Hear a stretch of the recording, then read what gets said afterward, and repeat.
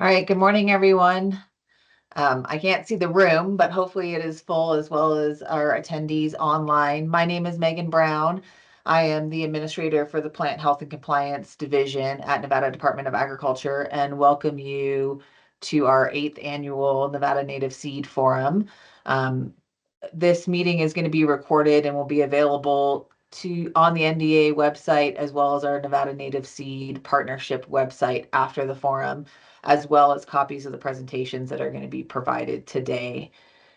We appreciate you participating in our meeting, both in person and virtually. We appreciate everybody's participation.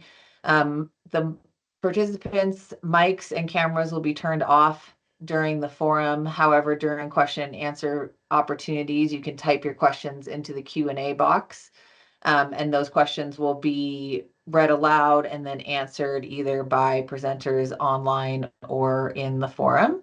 If there is time, there'll be availability for some interactive question and answers if those folks would prefer that. But we're going to try to keep it as easy for those administering this meeting.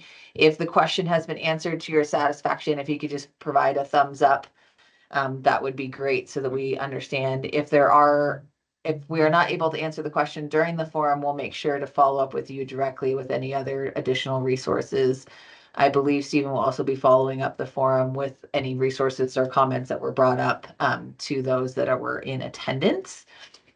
Really, the goal of this forum is to connect growers and other industry professionals and share information about production, collection, and selling of native seed in Nevada.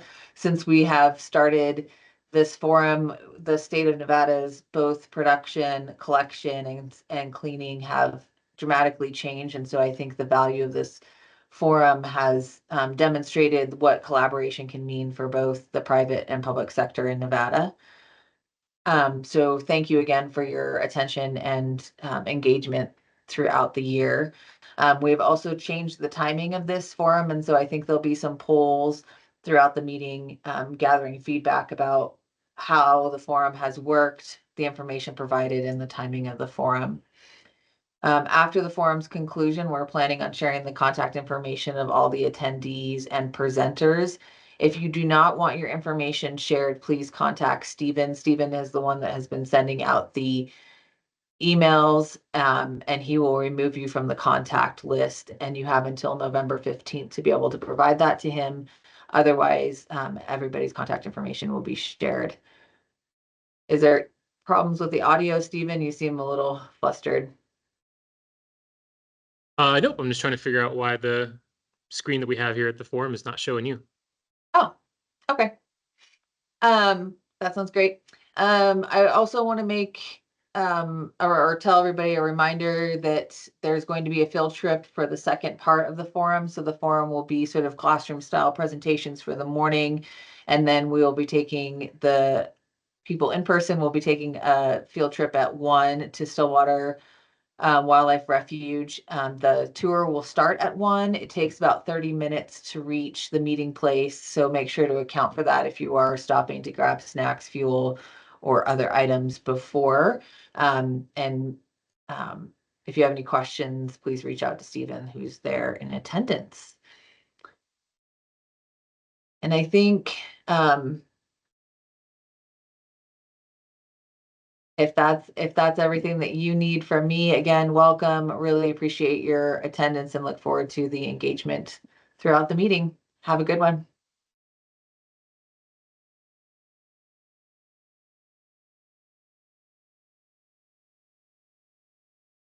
All right, thanks so much, Megan, for that great introduction. We're going to go ahead and kick it off here today with Sarah Culpa with the U.S. Fish and Wildlife Service. Sarah is the restoration ecologist botanist for the U.S. Fish and Wildlife Service here in Reno, Nevada. Her work focuses on Great Basin sagebrush ecosystem restoration and threatened and endangered plant species. She leads the native seed collection, increase, and restoration activities of the Reno Fish and Wildlife Office. And I'll go ahead and turn it over to her and help her set up her presentation.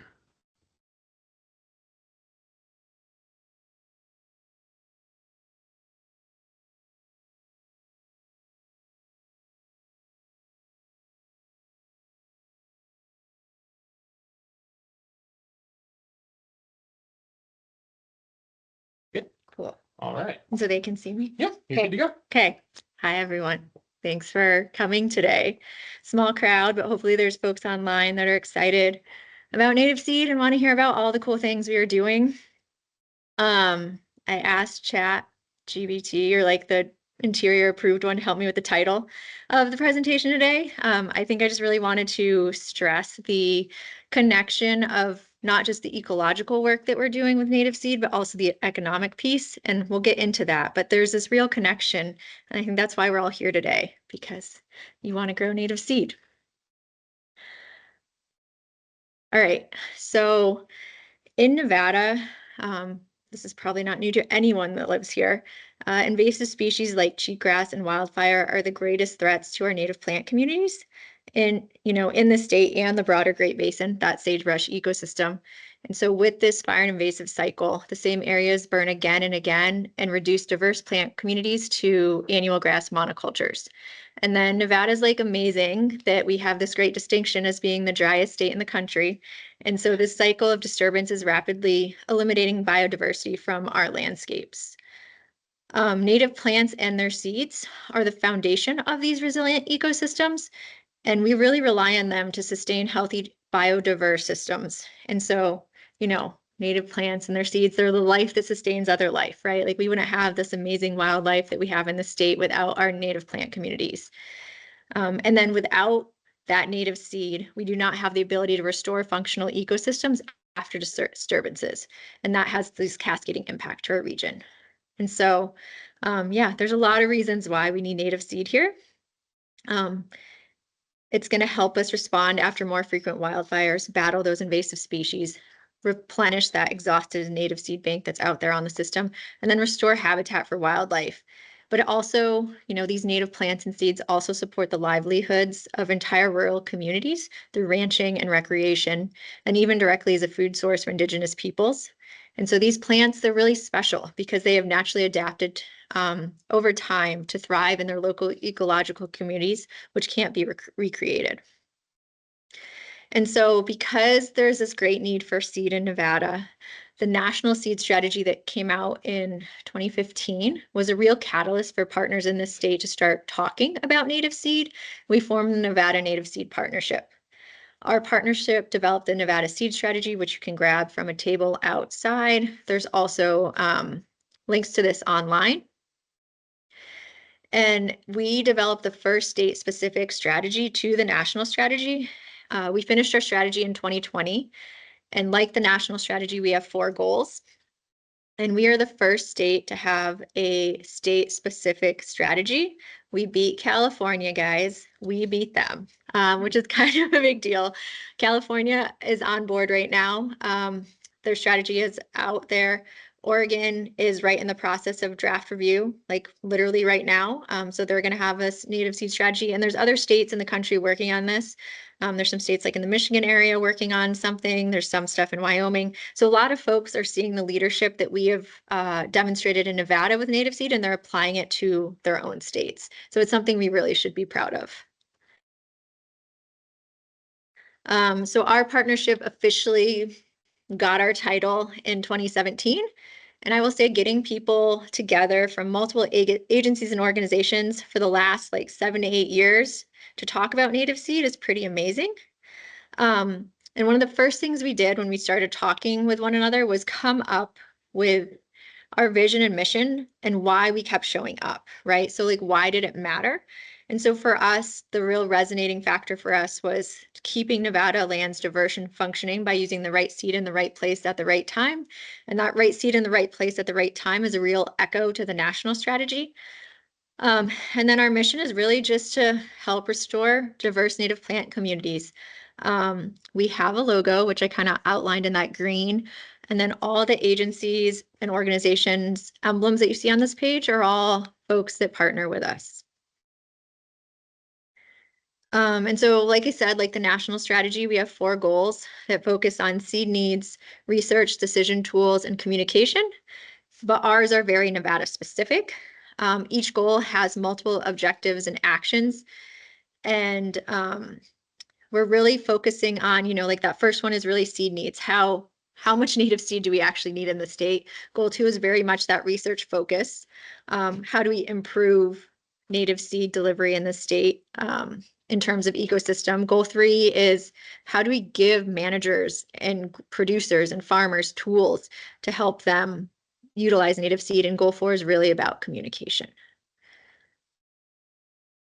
Okay, and so one of the first things we did, which you're going to see in a minute why I think this was like the most brilliant thing we did, we developed a business plan after we developed the strategy. So that was finalized in 2020. And we worked with economists who had helped on this business plan, and they helped us put dollar figures to actions in our strategy.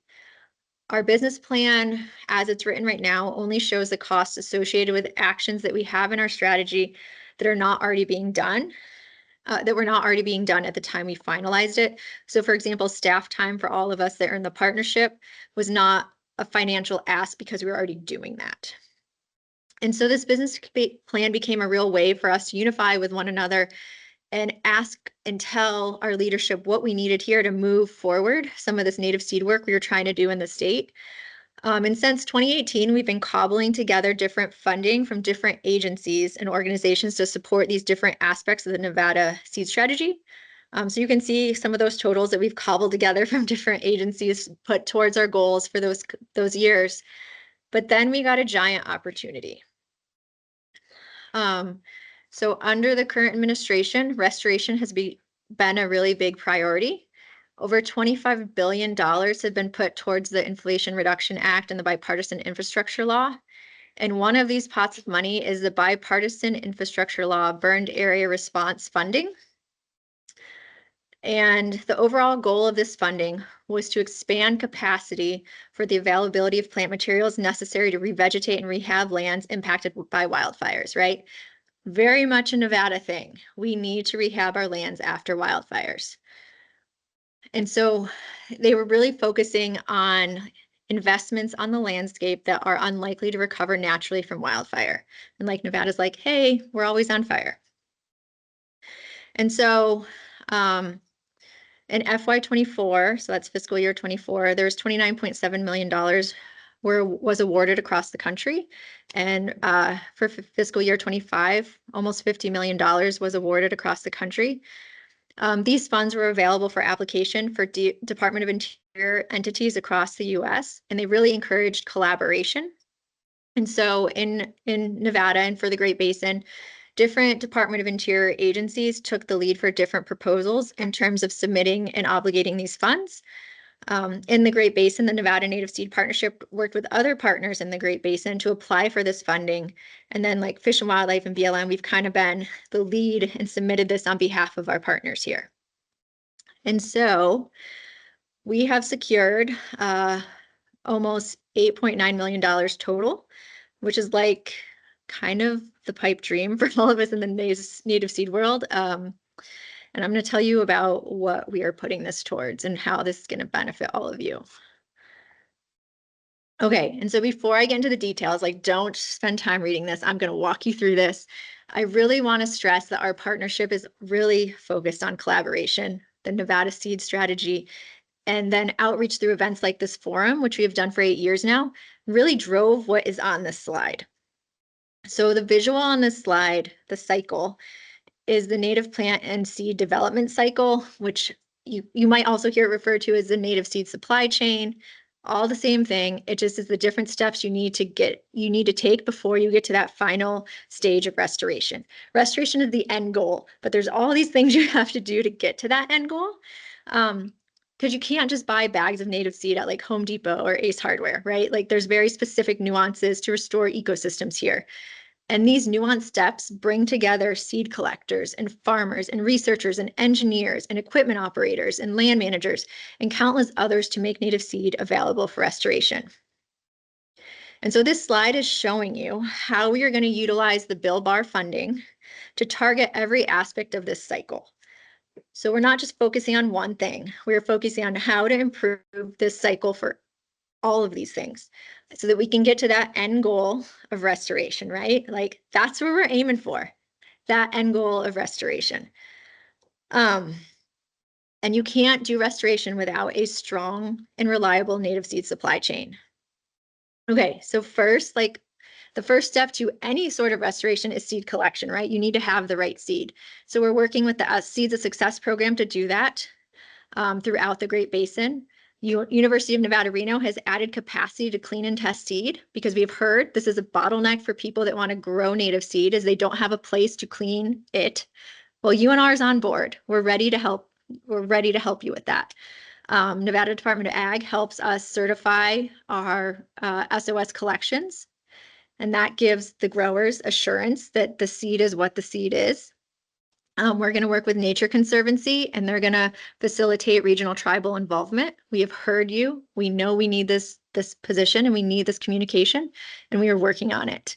We're working with our partners in Utah to develop propagation protocols and cultural practices for native species. We don't want you as the grower to take this on. We're trying to help you with all these steps so that you can successfully grow this seed. Sometimes when we make a seed collection in the wild, it's way too small to give to a grower to do anything commercial with. So we know we need to have this intermediate step, and that step is this field establishment. So we're going to go later on the field trip to Stillwater. We're going to try to utilize some of the land out there to increase some of these like very, very small lots of seed and make it into a bag big enough to give to a grower. We're also doing this in Utah at Utah DNR's land out there. In terms of seed production, we know there's a risk for you to enter the market. And so Nevada Department of Ag is managing the Foundation Seed Program and facilitating native seed production with Nevada growers. They can tell you all about that, but we're trying to help you get into that market. Walker Basin Conservancy, another, you have to modify equipment to farm native seed.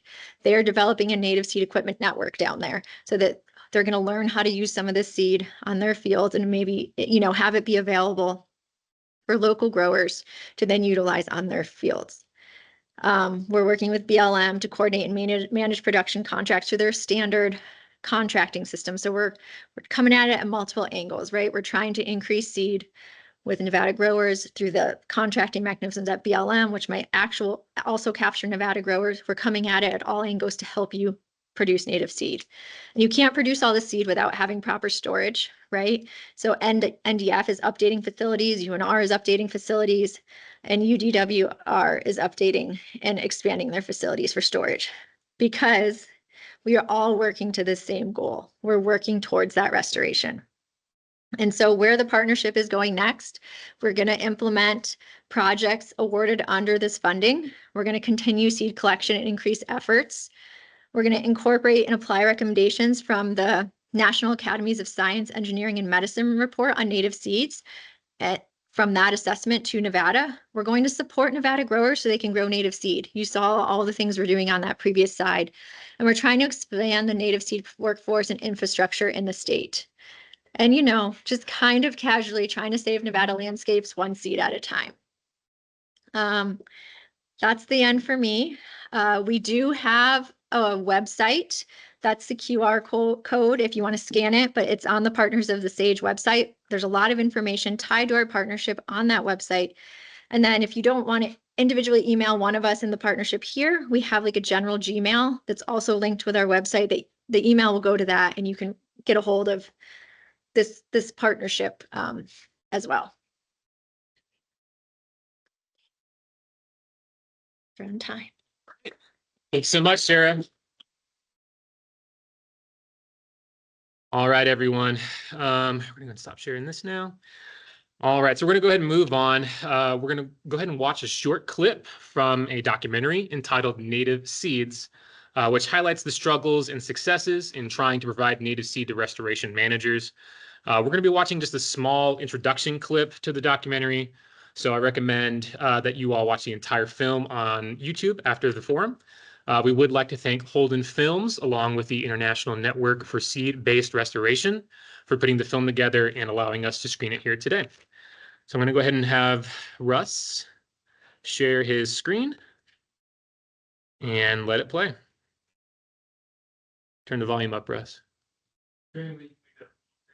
Yes.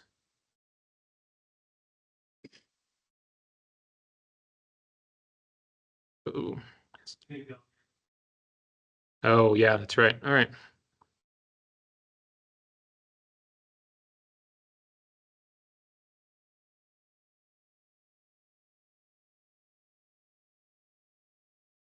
Yep, I sure will.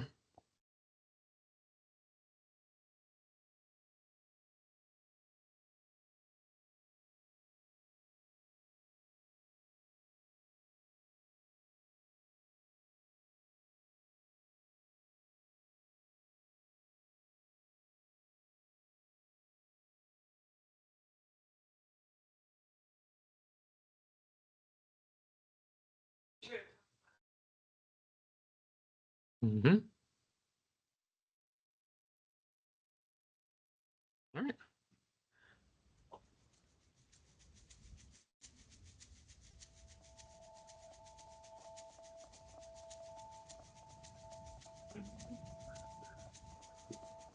We're facing the twin crises of climate change and biodiversity loss. Even in my lifetime, I've seen how much the pace and scale of environmental degradation has increased. We're losing whole ecosystems.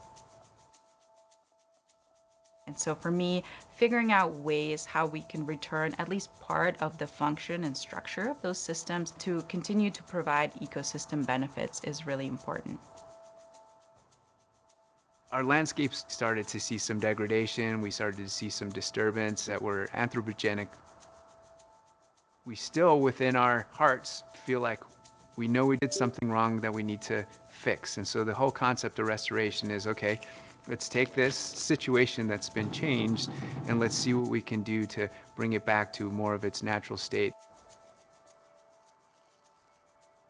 Plants can absorb carbon, and plants are really at the core of how we move forward at tackling this problem. If we don't have seed, we don't have a chance to even start the process of restoration. Native seed, when used in restoration, are a nature-based solution that can help us tackle climate change and biodiversity loss. Now we're just figuring out how to use seeds so that we can do some of the repair that is needed on the landscapes.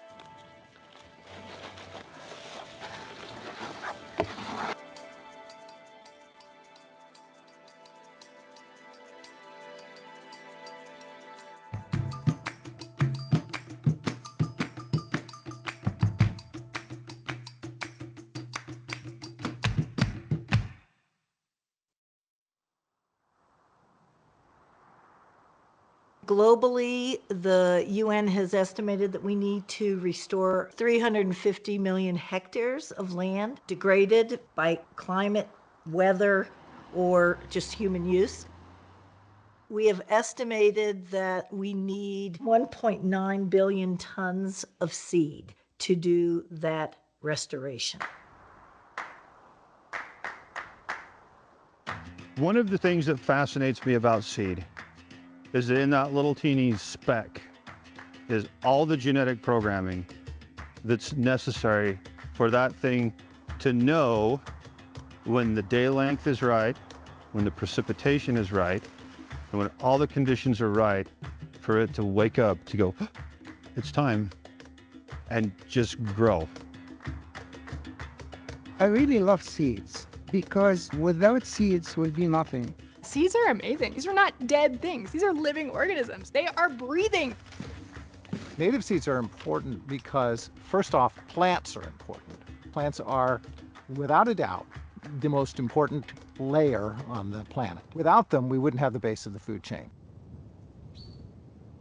When we talk about native versus agricultural seed, native seed collected in the wild is going to have grown up in that wild setting. It's going to have been battered by the winds. Its parent is going to have lived through all sorts of trials and tribulations. Native seed is really, we're trying to focus on preservation of that history, that evolutionary history.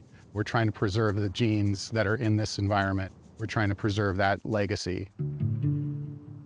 To contextualize plant materials and history, the indigenous people that were first here had a rich and deep connection to the plants that were here already, and there was management for those plants. They had their nurseries of their own, burning of the landscape, using certain plants and transplanting plants. From a restoration standpoint, how can we interweave traditional ecological knowledge We can repair some of the landscape and some of its ecological functions, but then also keep ties with those cultural contexts as well. The native species are really the stuff of diversity. Weeds, while they do some of the things that natives do, are far less diverse in any particular area. But natives are not, and they are highly diverse in any particular location, and they turn over very much from place to place. This diversity just naturally develops over time, either through evolution or through dispersal. You have plants evolving to be early. You have plants evolving to be mid-season. You have plants evolving to be late. You have tall plants and short plants, plants that like dry years, plants that like wet years. It is the natural state of communities to be diverse. The majority of public land in the United States is in the West, and that's where the largest native seed need is. But when you talk about restoration, immediately people think of trees.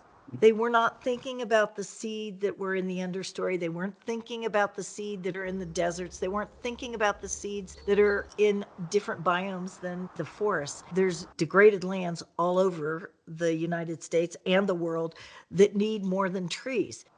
You can look at a clear cut and you can say, oh, those trees are missing, and anybody can do that. But to look at the sagebrush steppe or the grasslands and say, the native species aren't there, there's this invasive grass, that takes a little bit of education. Some introduced species can become invasive and displace native species, and then eventually turn into essentially monocultures that are no longer providing the services that native plants provide. We call cheatgrass for a reason. It's cheating others possibly out of resources. If I could snap my fingers and make it either wetter or make cheatgrass go away, I would make cheatgrass go away. We think that cheatgrass came in as a seed contaminant with European settlers, probably in feed or in animal hide. A lot of the immigrants who settled the West came from either European or Northern European lineage. So when they came here, they brought their European ideas of grazing and animal husbandry with them, and it wasn't really compatible with the West, because we're a desert. We're not in the Netherlands. They moved their sheep and their livestock on the mountain, and they mowed everything right down to the rocks. When you got water, you can spread your stock and use all the grass. And one new kind the range program has helped introduce is crested wheatgrass. There are other kinds adapted to various parts of the range country too. They hold the soil. They're good for grazing. People were grazing at levels that are just kind of unbelievable, hard to imagine. You see these pictures of sheep lined up, like sheep. You could walk on the back of sheep and never touch the ground. With all that vegetation missing, the snow falls, the rain falls, there's nothing to hold it back, and so it would just rush out of those canyons. There was massive floods from that overgrazing that actually almost wiped several of the towns off the map here in Utah. And that was happening in one form or another all over the West. Erosion from rangeland and mountain land degradation was a serious issue. That unfortunate timing of really doing a hit on our native plant communities at the same time we bring in a very weedy plant really seems to have sort of exploded that invasion across the West. Annual grasses are driving even more intense wildfires. In the last 20 years, we have burnt over 150 million acres across the United States. As a lot of arid lands will experience, what you'll find in a native ecosystem are shrubs with large interspaces in between them, with a few grasses mixed in, perennial bunch grasses, and forbs, but there's still quite a bit of bare ground naturally.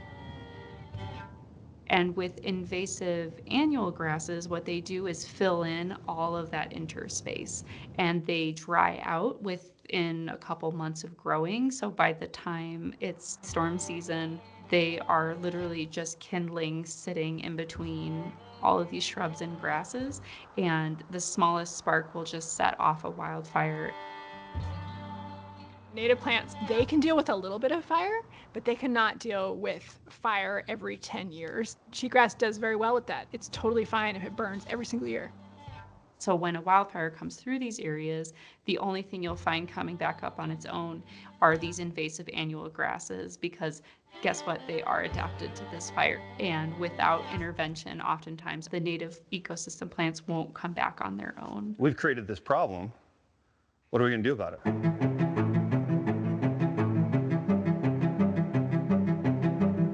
The ultimate goal of this is restoration. And to do that, we need to get the right seed in the right place at the right time. The restoration need for locally adapted native seed is outpacing the supply that's available for us to buy commercially. The native seed supply chain is essentially the steps or the process it takes from seed collection from the wild all the way to seeding at a restoration site.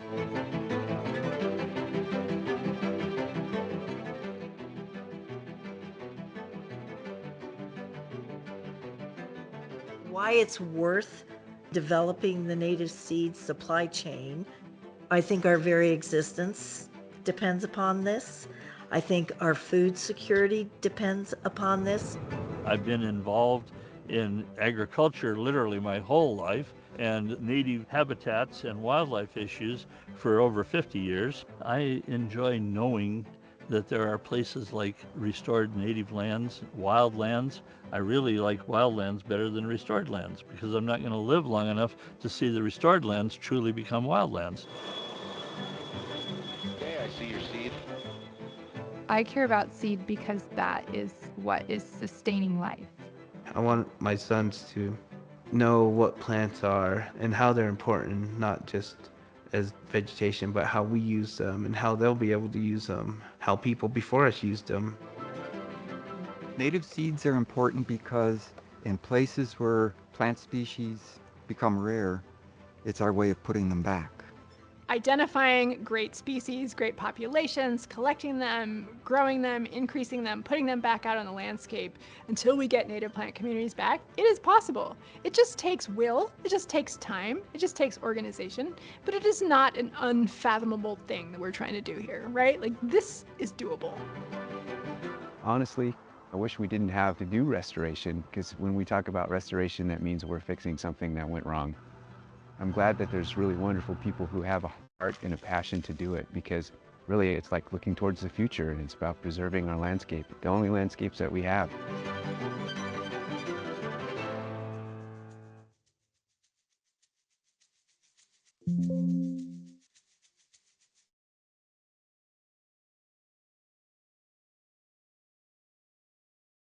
All right. So just want to say thanks again to Holden Films for allowing us to film that here today. And we're going to be moving right along. Next up, we have Russ Wilhelm from the Nevada Department of Agriculture and Jess Kindred from the Bureau of Land Management presenting today on defining native and cultivated varieties, the Wildland Source Track. Russell has almost 10 years of professional experience relating to seed certification and identification of key Nevada species for use in restoration, reclamation, and rehabilitation. He operates as a vested member of the Association of Official Seed Certifying Agencies, or AOSCA, and as a supporter for the advancement of native seed-related certification services. Russell has been highly influential in developing Nevada's wildland seed certification program, allowing collection crews the ability to accrue source-identified certification. Promotion of local native seed production has been a major priority throughout Russell's tenure at the department. And as for Jess, Jess Kindred is the Great Basin Ecoregional Coordinator for the Bureau of Land Management in Reno, Nevada. She works on native plant material development and plant conservation and restoration across the Great Basin ecoregion of the Western United States. And I'll go ahead and turn it over to Russ. Well, thank you for having me, Stephen. Up his presentation. I'll try to. It said there was a problem with the USB drive, so don't worry, guys. I've got a fail-safe though. Yeah, that one's not going to work. You said you do have it on your, Stephen? I thought I did. Go to files. Scroll. Oh wait, maybe this will work. Yeah. Good deal. There you go. Teams. Share. Yeah. And full screen. Okay, how's that look, everybody? Looks good to me. Okay, so between the Nevada Native Seed Partnership, there's a collection of different subgroups that exist underneath that whole umbrella, right? Jess and I, we operate under the grower engagement subgroup, and we hold semi-regular meetings about once a month, and we've been doing this for the better part of 4 years as far as subgroup meetings are concerned. And prior to this forum, we were having a conversation about content and what type of material to offer to an audience on this scale. And we came to the decision that, we talk a lot of jargon, right? There's a lot of terminology in this industry that we use quite frequently and regularly, to the point where we may understand it fairly well. We like to think we do, at least. But at the end of the day, it doesn't necessarily translate it. It's not too palatable to people that don't deal with this type of jargon or industry terms on a regular basis, right? So within the community of seed producers and seed certification, there's multiple different designations that exist under certified seed products, right? So the Department of Agriculture works to certify seed within the state of Nevada using different standards and services provided by a national entity known as AOSCA. AOSCA is the Association of Official Seed Certifying Agencies, and they come up with standards, terms, and designations for seed types. So we thought we'd do ourselves and you guys a favor, and quickly in the next 15 minutes, try to explain what these different designations mean and how they apply to what we determine to be the natural track within AOSCA's certified seed categories, right? There's two different tracks. There's a natural track and a manipulated track, and we'll go over those now. So here we go. So certified seed, there's hundreds of thousands of seed producers throughout the United States, right? All dealing with traditional common agricultural commodities, alfalfa, wheat, rye, barley, triticale, you name it. But there's also a numerous amount of native seed producers out there in the industry as well. AOSCA, they took note of this and they developed two different tracks to accommodate more of a natural or a wildland seed setting, or a manipulated track to entertain and encourage breeders of seed products to produce specific seed varietals or cultivars that are more stable and genetically pure in their characteristics, right? So certified seed, what it really does under that whole umbrella is they apply certain seed designations. And within the community of seed certification, we have the true certified seed, and then we have what's called PVG. PVG stands for pre-varietal germplasm. So a germplasm is that whole connected network of genetics and kinds within a certain crop type that make up the overall kind of list of what's available out there in that crop kind, right? And then certified seed also meets certain genetic and physical criterion, right? So within traditional certified seed, your alfalfa, if it does meet eligibility to become certified, has to ensure that it has a minimum germination standard. It has a minimum purity standard. When we perform crop inspections in field, we ensure that there's no off types in that crop that would contaminate that mixture. So if they're producing variety A, it's variety A, and we don't find any variety B, C, D in that lot. So when the producer goes to plant that, they know they're planting the exact variety they intended, right? certified seed in that vein makes the market a lot more transparent and traceable. So, you know, the producer has an idea of where that seed came from. It is certified by a third-party, non-biased entity that's accredited through that organization, AOSCA, and it's traceable. Right. So you know exactly where that breeder seed came from, you know, who's grown it and how it's been grown throughout every generation. Right. So what are these designations? What do they truly mean? Seed designations really are, they define parameters of seed relating to within the natural track, genetic diversity and preservation, and or within the manipulated track, genetic superiority and or uniformity, right? And like I said, these are all tracked by an organization called AOSCA. And we, being the Nevada Department of Agriculture, subscribe to the standards that are set in place by that entity. Okay. Yeah, so Russ and I are gonna go back and forth on these slides. And I just want to give a little context. I work out of the Great Basin Plant Conservation and Restoration Program, the Eco-Regional Plant Materials Program with Bureau of Land Management. So I'm really excited that Russ and I are doing this together because it gives you that perspective. And with that native seed film, you really saw that need for us to get this locally adapted, genetically appropriate seed. So AOSCA in 2022 put together this wildland source seed guide that helps cross that bridge between what seed users need for restoration and what growers are providing us. And as Peggy Olwell said in that film, our restoration need for this seed is far outpacing the supply. And this was a nod from AOSCA to say, hey, we understand that we need to that we really need to know the location specifics of those populations that you're then sending to growers to grow out, and that will serve the restoration community. And these standards communicate to growers and seed users how far the seed has been manipulated from that locally adapted source, which is really what I'm looking for from my program for restoration, is all of those things they talked about in the seed film. Like, how has this seed been nurtured by the landscape upon which it's grown in order to provide me what I need for restoration, as opposed to how has this seed been manipulated by growers to provide me what I need for restoration. And Russ has already talked about the two tracks, so we're going to move right into natural track. Russ will.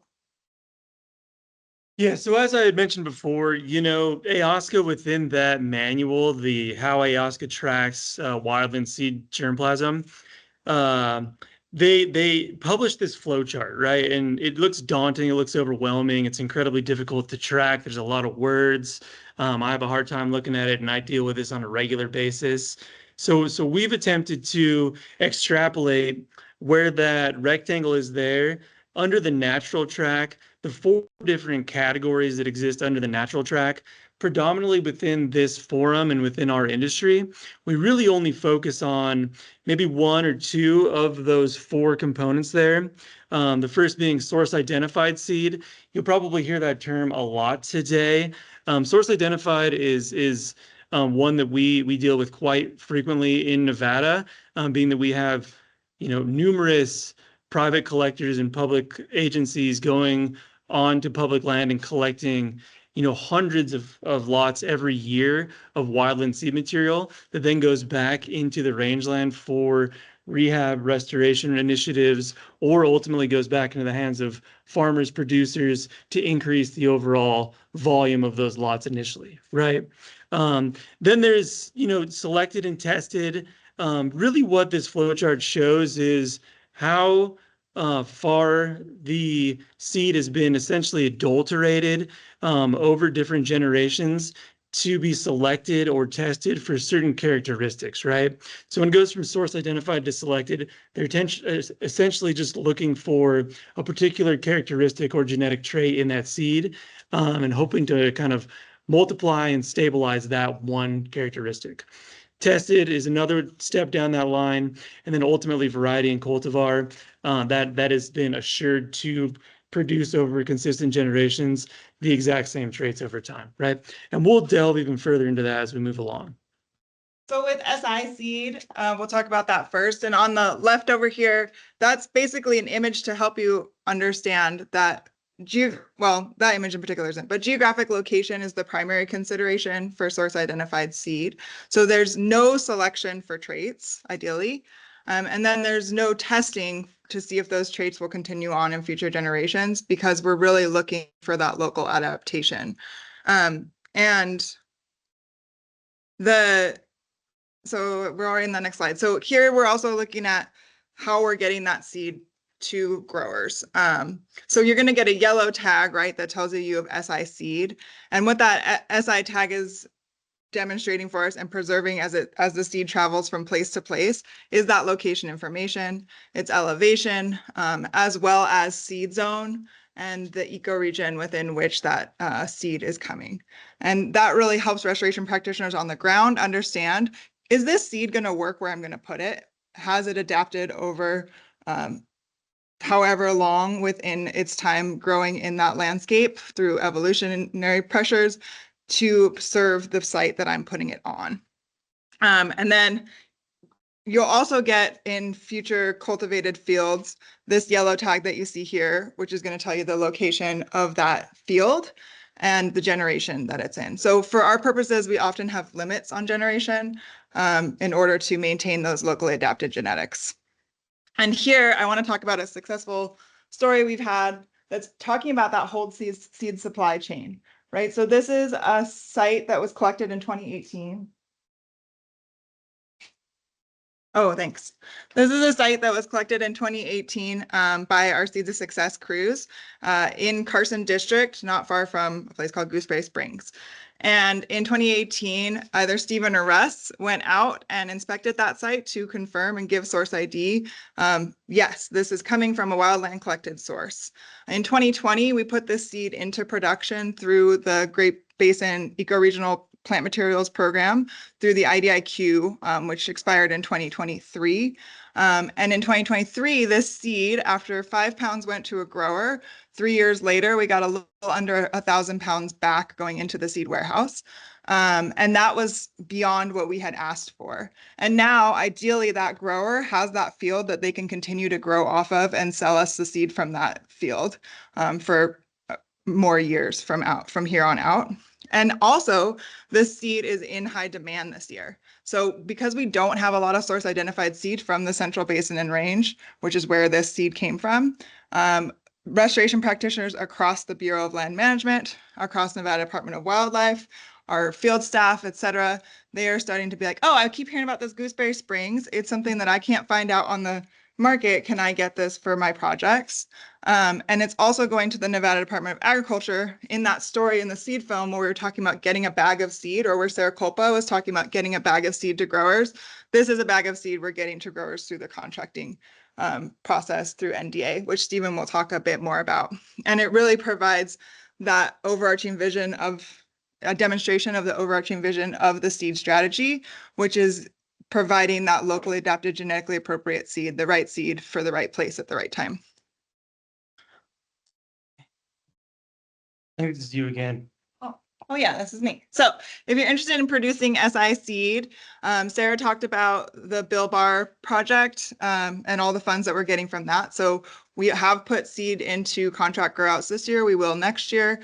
The Ecoregional Plant Materials Program through BLM will also put more seed into production. And then Russ and Stephen are going to talk more about their contracting grow outs. So you can grab my card, which is out on the front desk, and contact me. There's also Ian Steinheimer is our contracting specialist for the grow out that we'll be doing with a lot of this SI seed in 2025 and 2026.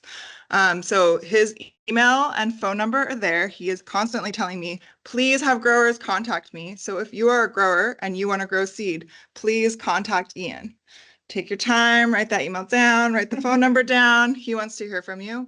And then Stephen will also talk more about opportunities. And then John from the Apex Accelerator for Nevada will talk more about what that contracting process looks like. And then also we will save these PowerPoint slideshows and then we'll upload them online so you can find that contact information later for Ian online.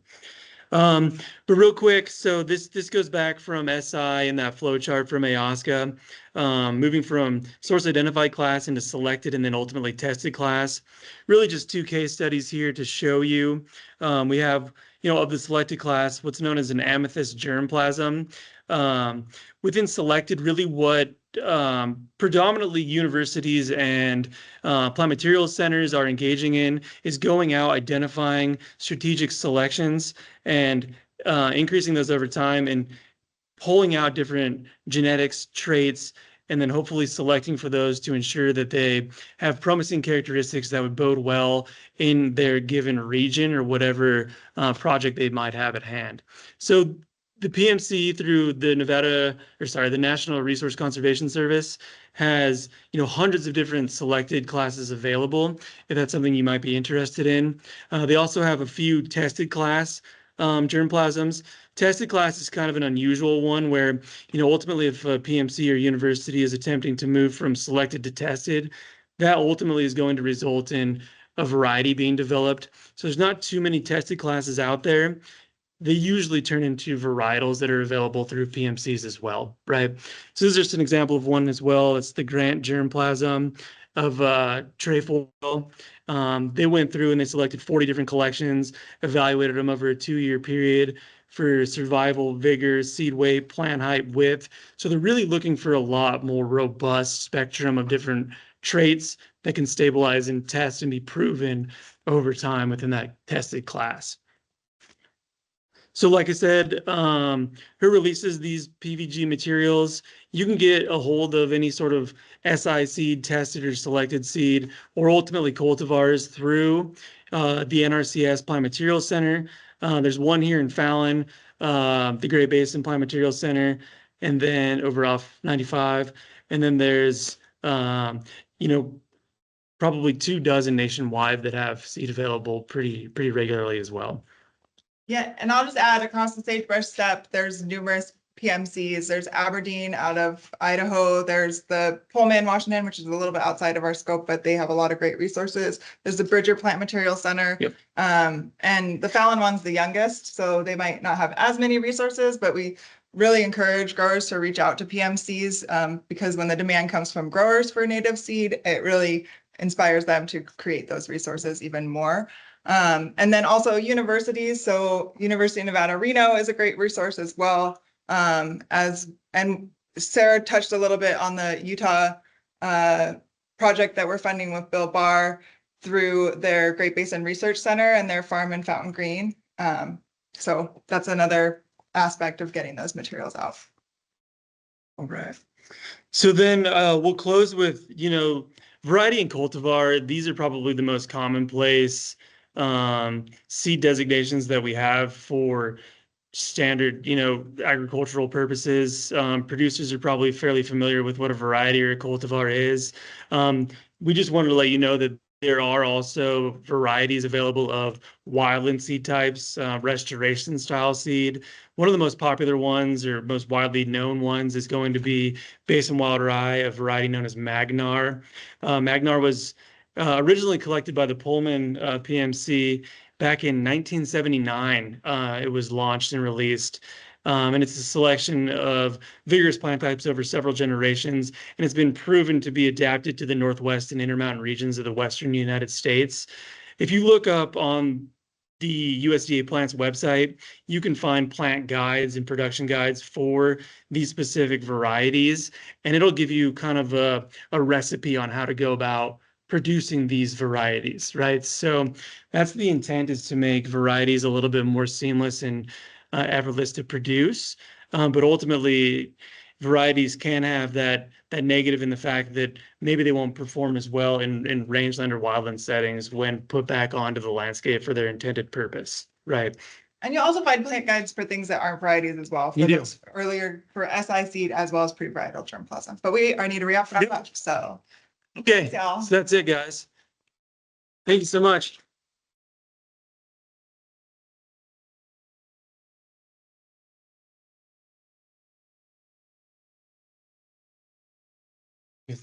Thank you.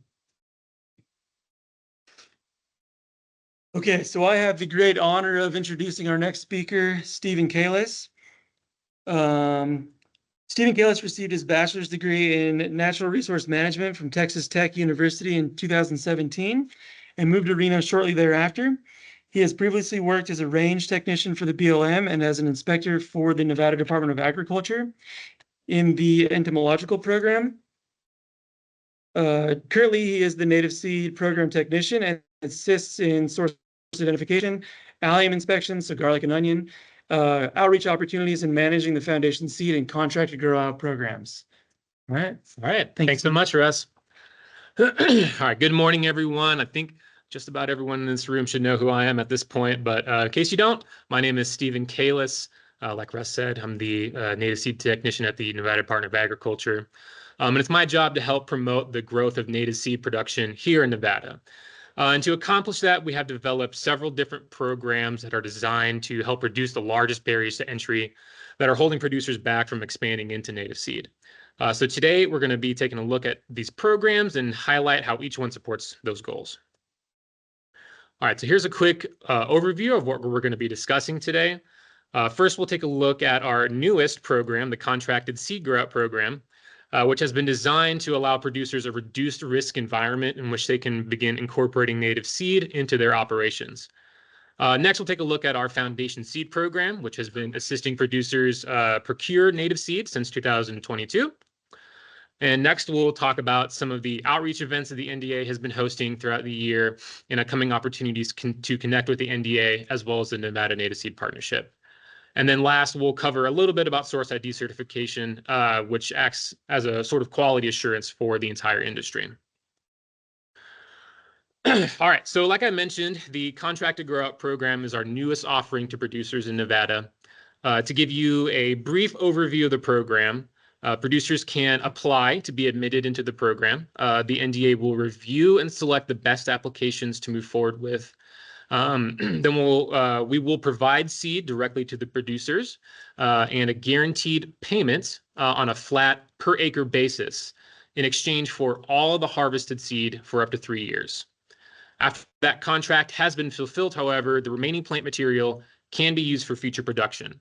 It's our plan to open the application periods during the summer in time for fall planting once a year. The main goal for this program was to remove as many barriers that prevent producers from including native seed production into their operations as we could. Some of the largest issues that are currently affecting the industry are, one, the lack of appropriate seed, and two, the lack of practical production knowledge on many of these species, and three, drastic swings in demand for seed, which is driven by varying degrees of wildfire intensity and precipitation. Combating the lack of appropriate seed stock has been challenging, even for me. Sure enough, I can go buy a couple of bulk pounds of a particular species with very little issue, but the problem becomes whether or not that seed would be compatible from the source it was originally collected to the production area that will be increased and then back onto the environment. And if someone who is well versed in sourcing native seed is having trouble, the situation's got to be even more dire for a brand new producer. So the Contracted Grow Out program combats this by providing producers with the appropriate seed at no cost and placing the burden of sourcing the new seed onto NDA employees so that the new producers can focus on their own operations and they should feel ensured that the seed that we selected will be appropriate for their production area. As an industry, we have some information regarding growth requirements on many of our species, and while that's a great place to start, there is very little practical knowledge when it comes to actually trying to produce these species. The NDA is working to reduce this risk in two ways. The first being that we will do our best to provide what knowledge is available to producers. And the other way is by gathering production data to help future producers be able to grow these species armed with more relevant information. This long-term goal should help pay dividends in the future as our knowledge base grows collectively. And then perhaps the most cited reason why producers are not interested in incorporating native seed into their operations is that drastic swing in demand for seed year after year.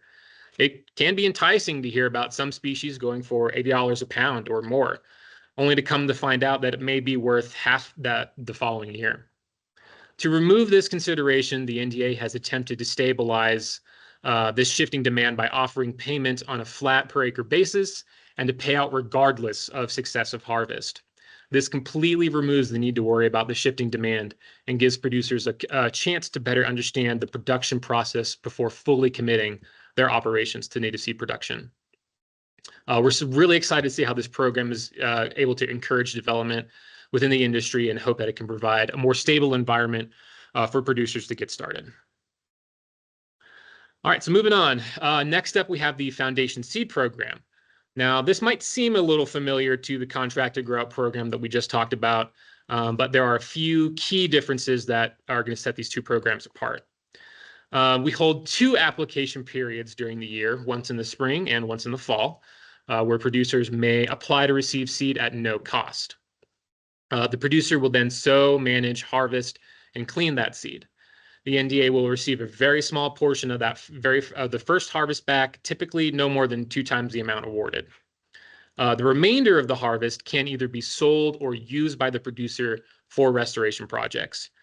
You will notice that I did not mention any guaranteed payment from the NDA included in this program.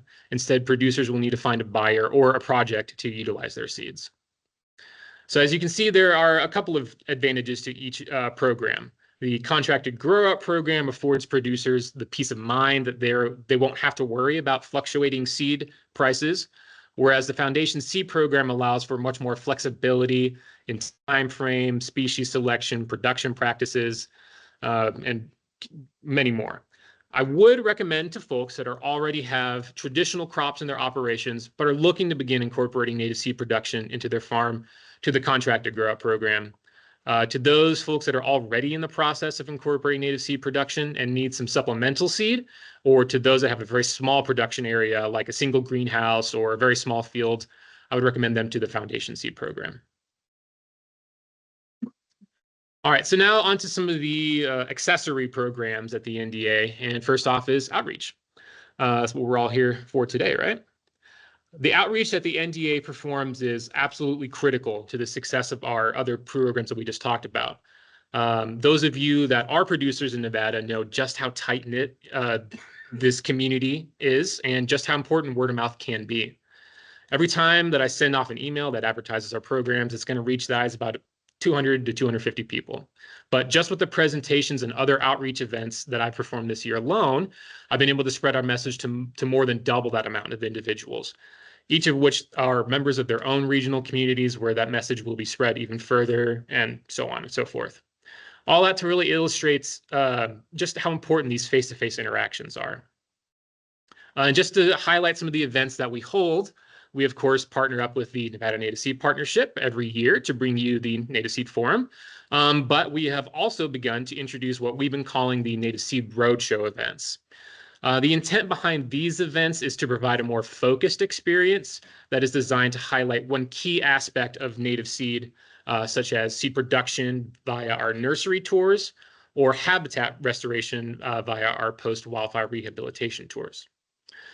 We have also made it a goal to serve more of Nevada by attempting to host these events across the state instead of hosting them only in north central Nevada. Native plants do not only grow near Fallon or Reno or Winnemucca, they grow all over our state, and we need producers growing native seed across the entirety of Nevada. So it only makes sense that we try and do the same, right? So if you missed any of our roadshows in 2024, don't worry. We're going to be back at it again in 2025 with a brand new set of locations and events across Nevada.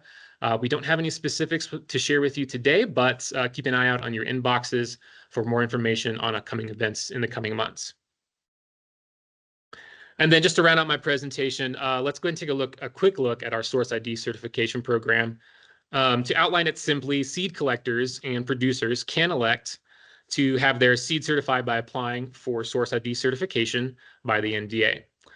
This entails a trained NDA employee to travel to the collection or production site to confirm species presence, after which the collector or producer can order tags that should be attached to each bag of seed. Each tag has relevant information on the lot so that the seed can be easily identifiable to seed users, and so that relevant information can be tracked across purchases and additional successions. This quality assurance that a seed buyer gets by having the seed certified is crucial for collectors and producers to keep in mind, as many users of seed will not accept seed that does not come with a source ID tag. I would like to go ahead and point out that we can also source ID certify seed that is being produced in an agricultural setting, as long as no genetic manipulation has occurred, meaning that certain traits were not selected for during the original wildland collection. There are other options for certifying seed that has undergone genetic manipulation, but there's really not enough time today to talk about that. So if that's something that you are interested in, you can always reach out to myself or Russ. All right, and that's going to wrap it up for my presentation for y'all today. If you have any questions about what we just covered, we're going to be having a roundtable Q&A session right before lunch. Otherwise, feel free to reach out to me directly. Everyone should have my contact info. If not, it's up on the screen, and I have my business cards out front. So thanks, everyone.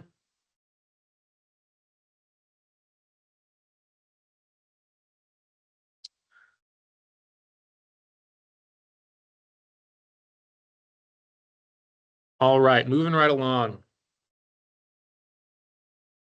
It looks like our next speaker, John Rice, is not in the chat at the moment. So I believe we'll just go ahead and move on to the next presenter. Nope, guess not. He's not here yet. Okay. Ed, you're up, I guess. All right, so we're going to be talking, or Ed's going to be presenting to us today about a survey of native seed markets, emerging new markets, and challenges on the farm. Let's move on together. Following his, if you want to go ahead and put your flash drive in there, we'll get you loaded up. Hopefully. Following an arts degree in economics at UNR, Ed opened his seed company 40 years ago. As company president, he has worked in most sectors of the reclamation industry, from traditional mining ventures to new age solar projects, focusing on supplying local genetic sources of seed for projects in the Western Great Basin. He has supplied seed for the Carson City Freeway, the I-580 corridor, and many others. Select. Just go ahead and click on it. Oh yeah, there you go. And then it loads. Oh yeah. Slide one. Job.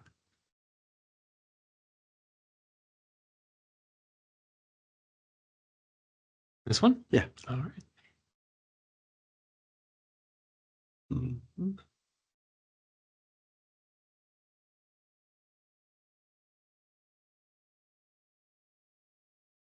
Right there. Great. Thanks so much. Hi, folks. Glad to be here. Thanks for the invite. 4 years ago in the spring, I got a phone call from Burns, Oregon. It was the High Desert Partnership. Roger Shelley was his name. Nonprofit group representing agricultural growers in Burns, Oregon. And he had an urgency. He says, we've been over pumping the groundwater here for years, and it's time to make a change. And he requested that we harvest within a 100-mile radius of Burns, Oregon, all the blue bunch wheatgrass we could get our hands on. His goal was to turn that over to the pivot growers in the area and start a new industry. And he was after SI tags.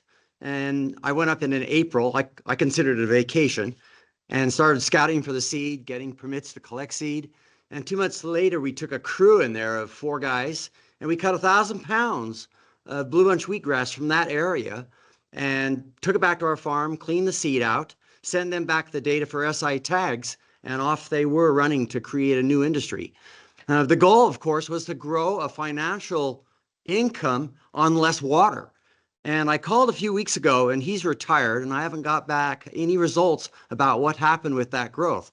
But that's just one example. We get existential calls all the time.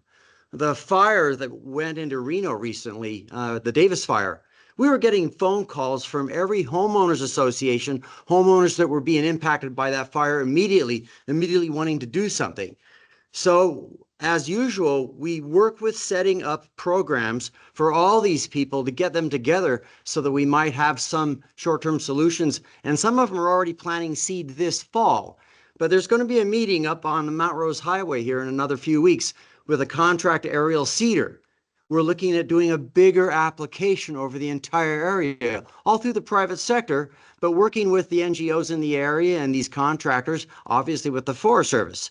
So on my screen, there's 3 photos there. These are all very busy markets for us and growing. I presented to this forum 4 years ago, and I have a survey of the markets I'm going to show you. But I think all these markets I'm working on are growing and are eternal. I keep adding new agencies, new people to those markets. We have a small empire here of regional seed work that a lot of it is now involving SI tags, which are really important for the sourcing of the seed to the exact ecotypes we want it to be in. The upper picture there, I just drove through the Caldor fire, working with the U.S. Forest Service. The El Dorado National Forest called us last spring and said, we would like you to collect native seed all over our forest. We bid on it. We were awarded the job, and I'm going to show you a few quick slides on that. The lower left, solar projects all over going into Nevada. NV Energy building the Green Links project, which is new solar corridors, electricity corridors to take on new solar. I'm a little concerned about that rampant growth because of the amount of solar I've seen in southern Nevada, southern San Joaquin Valley, etc. But the photo on the lower right, another one of our big and always growing markets is urban restoration, urban conversions of traditional landscapes into low water use landscapes. There's been a plethora of articles in our local papers recently on groups that are doing turf alternatives, rewilding your landscapes, working with pollinator gardens, all sorts of ways that they can get away from using as much water.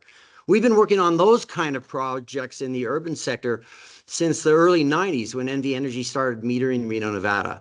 Let me move on here. I know I only got a little bit of time. Let's see.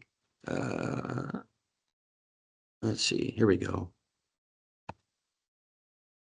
If you're looking at the screen I'm looking at, this is the big trend for us. We were wondering how the genetic tracking was working quicker and easier. This is an article out of Axios, and the important line is down at the bottom, the most dramatic shift in the early 2000s when genome sequencing became less costly.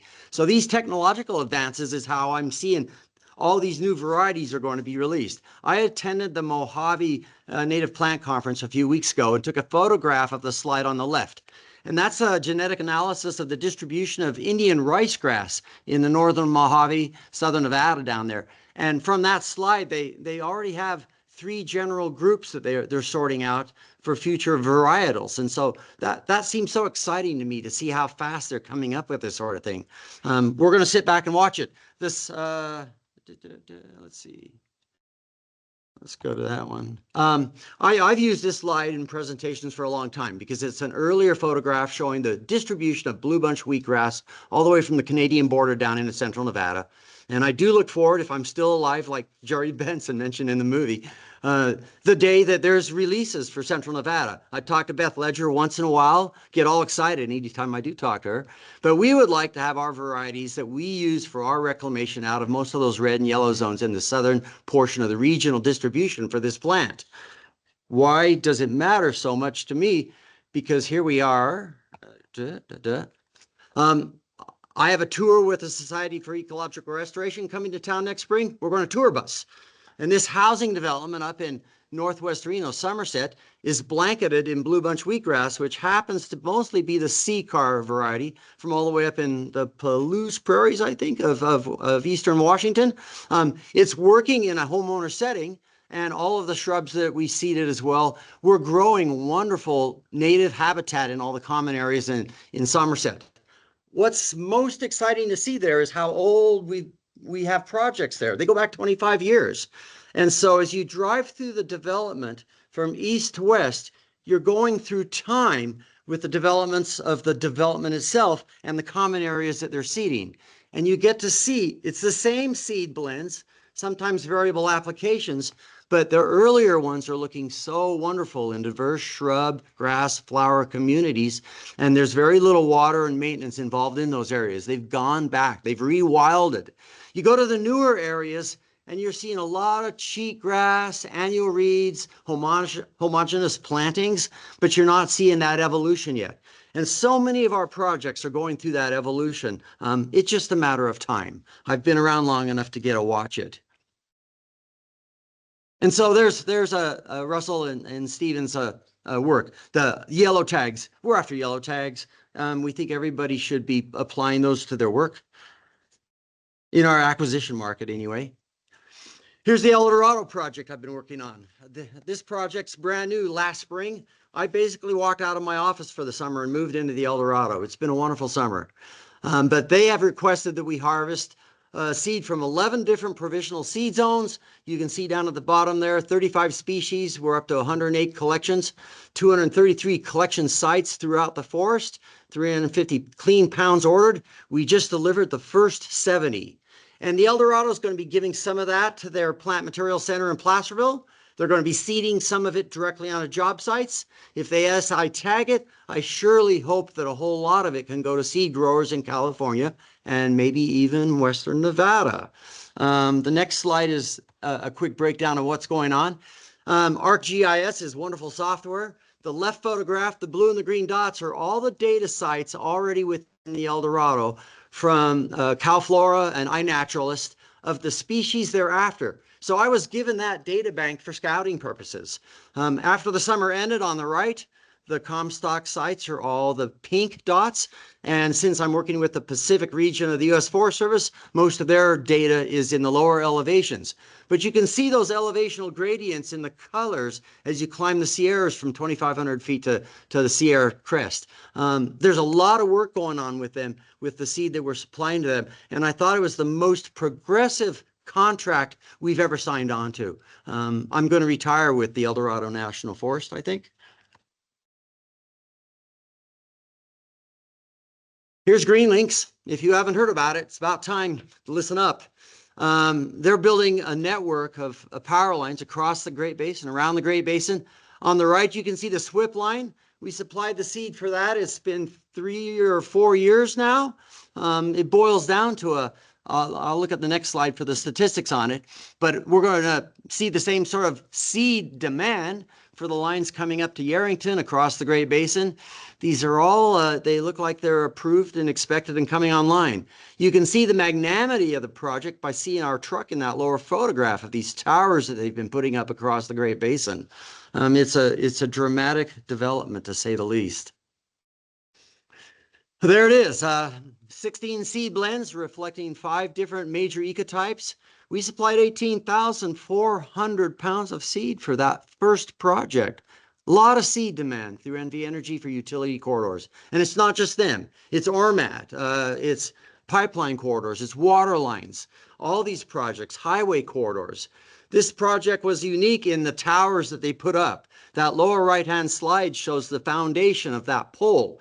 It was meant to minimize their disturbance, even though there is a lot of disturbance down a utility corridor. But the power lines hooked up on those with 4 cables.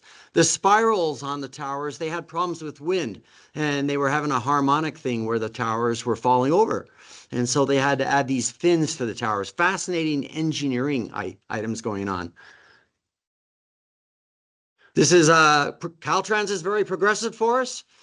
They want all local seed. So in the Owens Valley, they want all the seed to come from the Eastern Sierra Front. We did a lot of collections,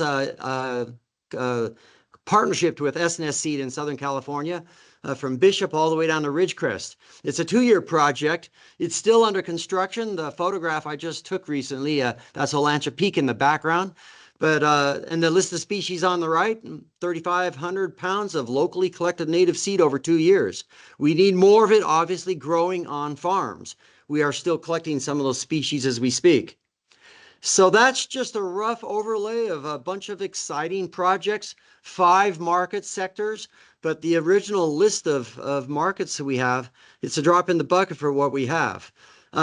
The U.S. Fish and Wildlife Service, we've been working on them with range projects for several years, and mostly up in the Modoc area.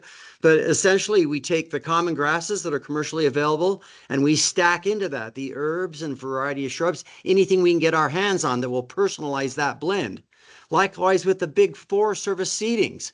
We're sending our locally collected seed, not all of which is SI, but local collections based on our forest and BLM permits. We send those to the blending facilities in Utah and California that then combine those with the common commercial grasses that are available, mostly native, and we're personalizing the seed blends that we put on the forest fires. It's still, though, more is in need to make those blends more personalized to the exact ecotypes we're working in. But this is our attempt to move in that direction in the private sector. Humbly, we need everything that's been presented here this morning to blow up into a wonderful industry. Oh, on our farm, let's go to the supply side for the last 6 slides here. I've shown these slides before. All of that beautiful buckwheat you see there is gone now. They grew old. We had weed issues and we've plowed them under. But the Great Basin wild rye on the sides is still our major crop that produces any money. We aren't growing any SI seed on the farm yet, but we're gearing up to as I spend less time in the office and more time on the farm. I look forward to that challenge, and I will be calling Stephen for that. There's Jerry Benson's farm on the lower right or the upper right, and the Wind River farm is now gone. And we're a mom and pop operation. We make wine in the top center. We have small old-fashioned machines. We dry berries. We clean small amounts of seed. But you can see from the Eldorado Forest Service contract, that contract screams for people with small machines to clean a wide variety of materials. I had all those seeds collected in 1 and 2 pound sacks. There's so many collections that they want that are so small to get just enough seed. And we're taking good guesses at how much we have to get out of the field to get the seed that they're requesting. But these aren't things you run through large machines. Any one of my little bags goes into a large machine, nothing comes out the other side. So we have to rely on older machinery. We buy new machines as well, but smaller machines. This is our farm. I've been showing this slide for several years as well. The main point with this slide is that all the money added up isn't enough to feed a family nor pay a mortgage. It is the rental income paid to a happy seed company that paid off our farm mortgage 2 years ago. So we aren't there in the farming sector, and we hope that others are getting there. It sounds like they are with the IDIQ program. The other main point to be made from this slide is the upper left-hand corner, 1 acre of our Great Basin wild rye that generates $6,500 in sales. 1 acre.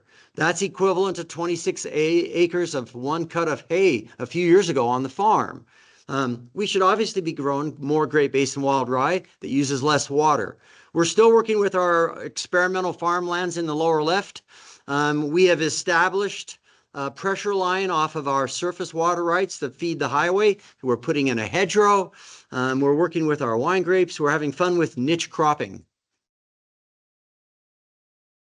This is an old slide. Establishment for us of our Great Basin wild rye involved invasions of panicum. We fired them, and you can see in the end we got some pretty clean rows of Great Basin wild rye. This is a new photo from last spring. My real concern is this slide. We lost most of our hay production and 30% of our native seed production due to the temperature and the fluctuations in these 2 charts. We had late spring freezes last spring, April into May, followed by in July, 8 degrees of 100-degree temperatures. Our hay production, our grass growth shut down. They stopped growing when they were 2 feet tall and they never grew another inch. I think it was the temperature that took them out at that point. We had water till July 1st. Our hay cutter came to our farm, says you shouldn't bother cutting this year. And he said several other farms in our valley were like that. We let him cut anyway, and the results was $16 a bale cost to cut 1 stack of hay instead of our normal 6. But we wanted the fields cut anyway. But we'll cut them ourselves next time. But this is weather volatility, and on a farm we have optimal conditions relative to nature, but not necessarily. Our sulfur buckwheat that looks so beautiful. In all the years that it was in production, we never got the same viability that we get off native collections in the field. We have lots of pollinators, but what else is going on the farm? Good question. Here's our NRCS field designations. We do a lot of experimental work, so we like that. We spoke on this at the Governor's Mansion last spring, speaking on it next week at the NACD. But there's high tunnels on the farm, regenerative seeding experiments going on, green manure fields, pollinator gardens, ground cover seedings. All of it was related to NRCS's desire, and they helped us out on the financing, and we put them in, and we're open to the public, and we love to show off the results of all of those work, especially the high tunnel. You can see up there on the upper right, oh, that's not you yet, that's me. There we are. The ground cover establishment went on around our wine grapes. You can see over the period of several years that we ended up with a ground cover of bunch fescue, sheep and hard fescues, a little remnant tall fescue in there. But it did exactly what we wanted. We wanted a cover crop. It's dormant now. We mow it down once a year. Sometimes we mow it before it makes seed. If we don't want more density, we remove the seed and put it elsewhere. We tell people that are growing a lot of our natives, harvest your own seed. You can notice that there's nothing amongst the grapevines themselves. We had to keep the cover out of the grapes to keep the voles out of the grapes. Worked out. The green manure project this is a 2-year planting. It went a 3rd year, and everything we put in the ground, mostly cereals, vetch, it was, we had soil tests done before and after, had some improvement in the soil organics and the porosity. The soil did improve over that 3-year experiment. It was fun growing it as well. Daikon radishes of all things. I never expected to see them on the farm. Following that 3 years, we went on a pollinator garden experiment. And the one big mistake, the one learning curve that I can tell you is if you knew you were going to plant a target crop after a green manure crop, don't put in perennial clover. That's exactly what happened. I'd planted all site clover, didn't know we were going to do a pollinator garden. And the following year, there's the pollinator garden, inundated with perennial clover. So right now, somewhat like Walker-based conservancy, we're burning out the nitrogen that we created by a rich crop. But I've mowed this down a few times. We do have some of our target crops, milkweeds coming up, pensimons, sulfur flower, perennial flowers, pollinator species, but primarily the milkweed is what we're after. Meanwhile, all over the farm, the milkweed has grown tenfold on its own. It's just not growing where we planted it. It's growing where we let it grow. We're not mowing and cutting it down. We're letting it go wild. It's expanding. It's causing a problem in some of our ditches because it's expanding into the ditches. And that's one of the caveats of growing Asclepias, is it's very vigorous in its expansion. But it's working. We're doing our regenerative seeding with Rich Wilkinson, and he ran a Great Plains drill through there 2 seasons ago now, 10 of 22. By the fall of, fine print there on the blend, it was a lot of annual legumes, no all-site clover this time, annual grasses, a little perennial pasture, dryland pasture grasses, which is another one of our water conserving market sectors. We're doing a lot of conversions into drier pastures and a lot of cereal grain as well. The results in the summer of 23 were phenomenal. The pictures showed the variety of cereals that we grew, and they all grew very ambitiously. I was thrilled to see that. We also, the following year, decided to do it again. This was all drill seeded. Most people don't have access to a drill. We'd like to see if we could do the same with broadcasting. So we put in an experiment with in between the rows. Remember the sulfur buckwheat? Well, there's gone. And so now we just mow down annual weeds and broadleaf herbs and leftover volunteers from the past. But this is our avenue for harvesting our Great Basin wild rye. So it's into these rows that we did an experimental seeding of regenerative crops. The chart on the left, or no, on this slide, it shows you what we did in 8 different bays. They all have the same base blend of annual rye and legumes and annual clovers. But then we put a different cover crop, a little more of all of the different cereal grains, triticale included, that we could try out in there, and wildflowers. And so we put all these in with various broadcasted methods. But it was all just dragged seeding and dragging. And we did different series of those in each of the bays. The picture of the experiment is there. There's all the rows that we put in this broadcast seeding. And we took note of the benefits of leaving those hedgerows up all winter. You can see that the grass has a way of collecting a lot of the snow that blows across the fields. We're mining the water from the ranch across the street with the prevailing winds out of the southwest. But it's also great wildlife habitat in the winter. The small birds love to be under all that straw. In the end, though, very lackluster results with that broadcast seeding. Very little came up, but mind you, a lot of it's been impacted by these precip volatility and temperature volatility that we've been having. But they did get irrigation, but we didn't get much response. The springs are different, but we didn't get much response with the broadcast. So I think we're more inclined to stick with the drill. But that'll be that, a good experiment done. The high tunnel's been in for all these years. People come look at it once in a while because it's still standing. Hey, that's a minority in our valley. But we well armored it to the ground, and the best thing we learned down there in the bottom right, 500 pounds of tomatoes harvested after the first freeze, killed off all your outdoor tomato plants. So high tunnels work. They expand our growing season primarily in the fall.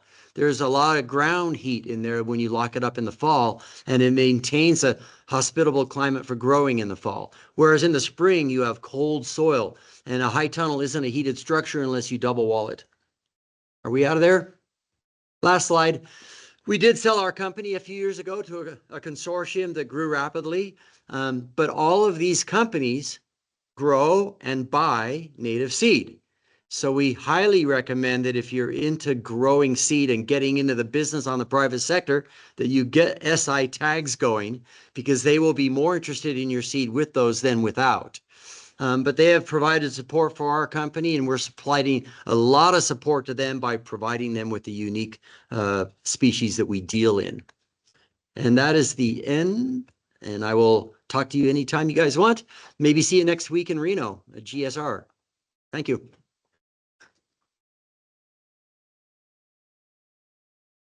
Thank you so much, Ed. Sure. Chat. There you go. 3 hours of talking in 20 minutes. They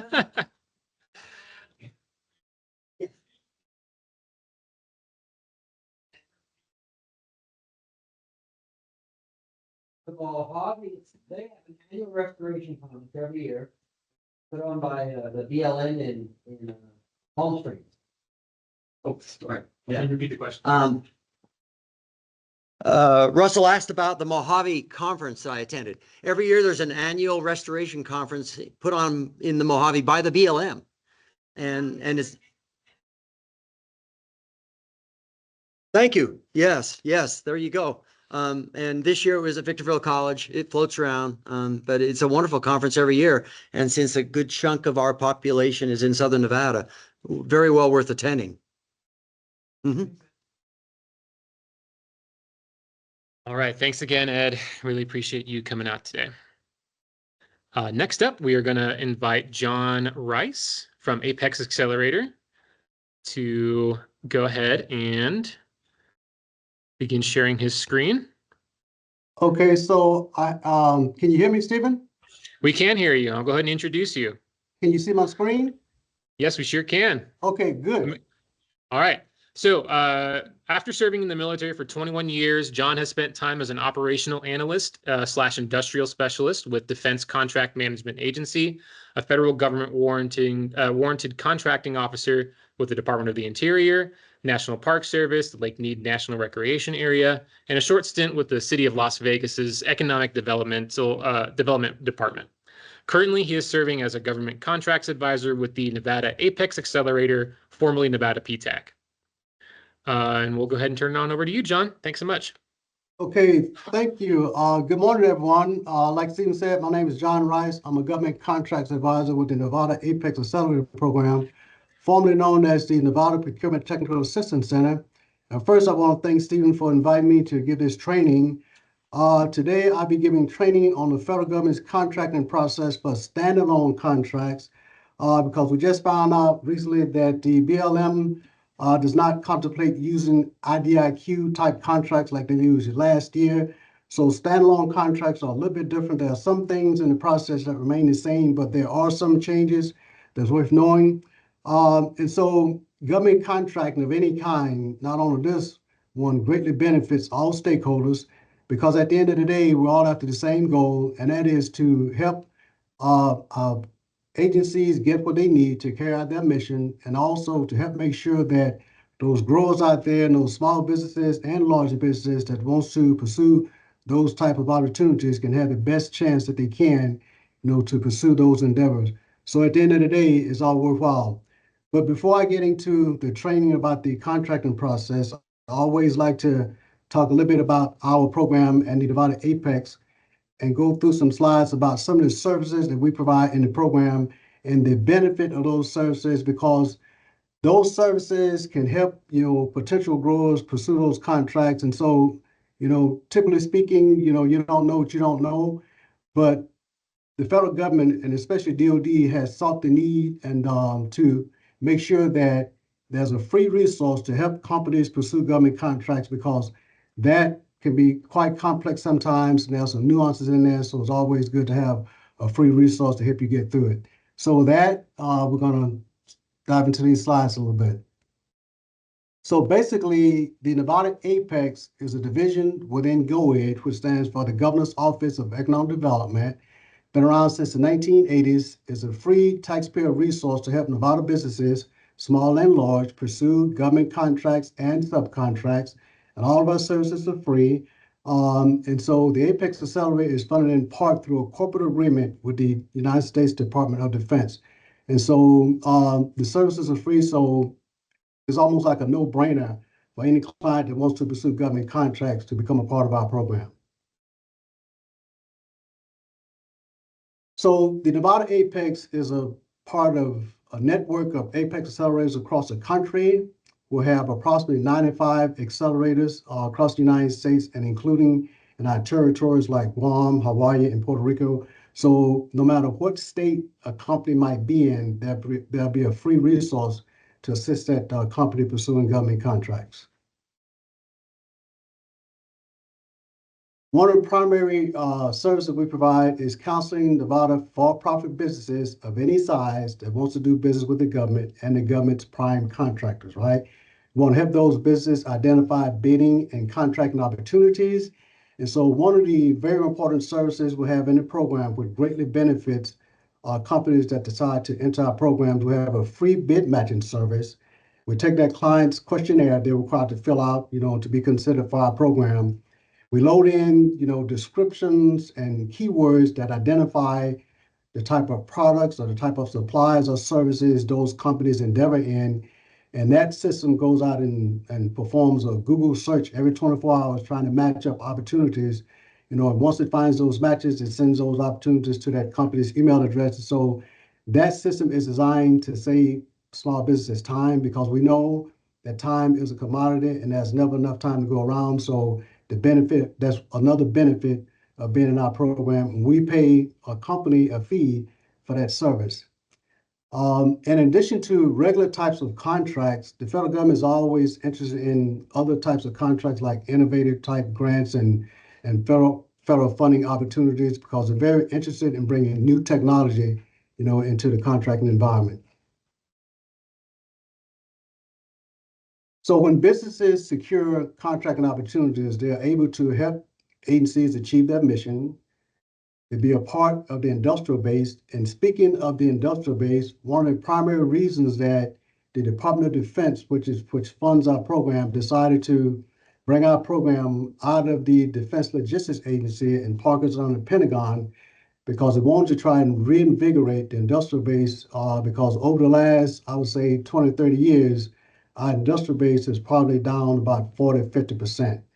And so without an industrial base, that's a national security issue. So that's why the focus and emphasis has been on to bring as many small businesses back into the industrial base as we can. And of course, that helps to create jobs when those companies win government contracts, and helps them to keep jobs and helps them diversify their state's economy, like companies that join our program helps diversify Nevada's economy. So these next slides, I'm going to talk a little bit about some of the services we provide. There's a more extensive list on our website. It's probably about 2 pages of service. We do a lot. We don't do everything. And that list also describes how we perform those services to make sure there are no conflicts of interest, and things of that nature. And so one of the things we do, we can help clients with their SAM registration. SAM is one of those systems that DOD requires all companies that wants to do business with the government, especially DOD, to have a SAM registration. And that registration can be a little bit complex, but because we have the benefit of assisting many clients over the years, we can help save companies frustration, and help guide them through that process to where we can make it as easy as possible.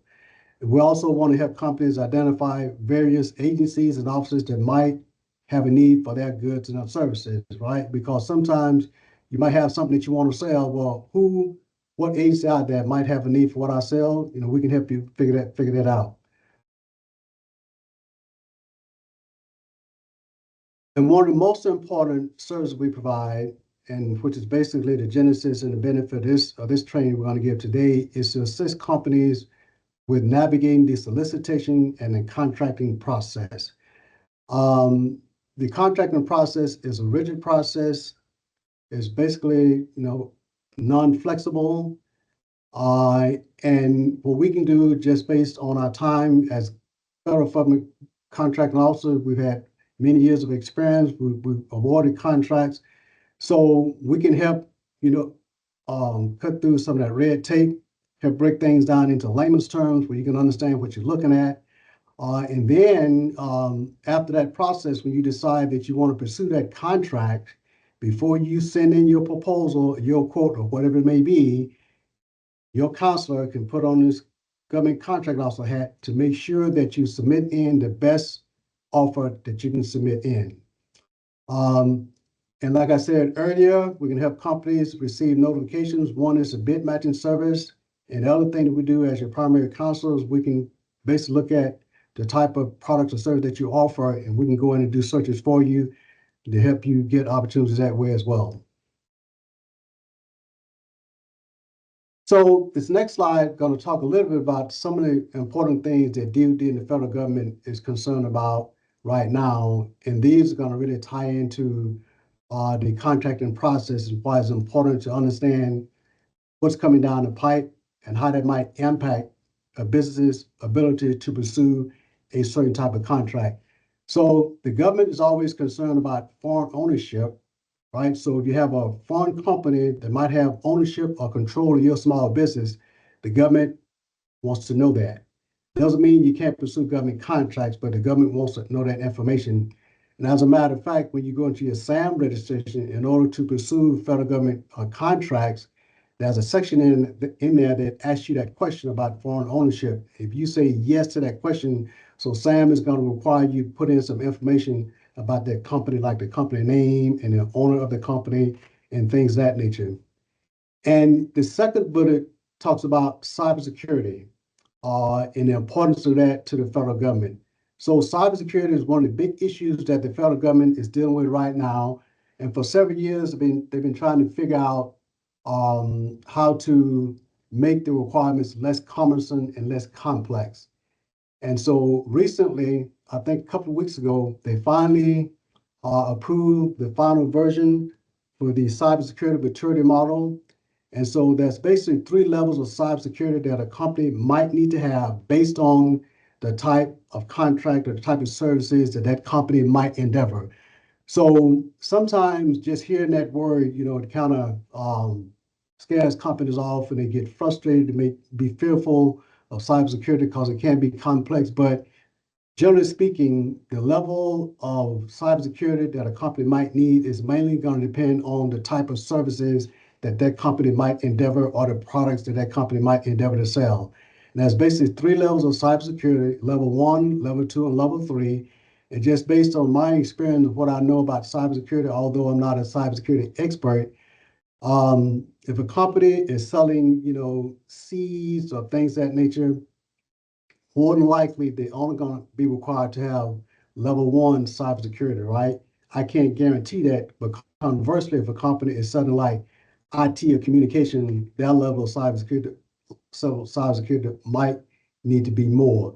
So those are just some things to keep in mind, because when and if that requirement is in a solicitation and a company don't have the required level of cybersecurity, they will not be able to pursue that contract. And at some point in time, those clauses and requirements are going to end up in these solicitations. Right now, DoD is still in the process of adding those requirements into the Federal Acquisition Regulation and the DFARS, which stands for Defense Federal Acquisition Regulation Supplement. That is the regulation that DoD uses when they want to put some things into the solicitation that are very important. So just be aware of that. And so companies need to get on top of that. You have a whole year basically to get ready. So one of the most important things that we are trying to do and that DOD's mission is to try and strengthen the supply chain. And one way to do that is to bring as many companies, especially small business, back into the government contracting arena. Like I said earlier, our industrial base is probably decreased by about 40, 50%. And so one of DOD's primary concerns and primary missions is to bring more and more companies back into the supply chain. So when President Biden took office, he signed an executive order and increased the number of small businesses that they want to try and get these certifications for.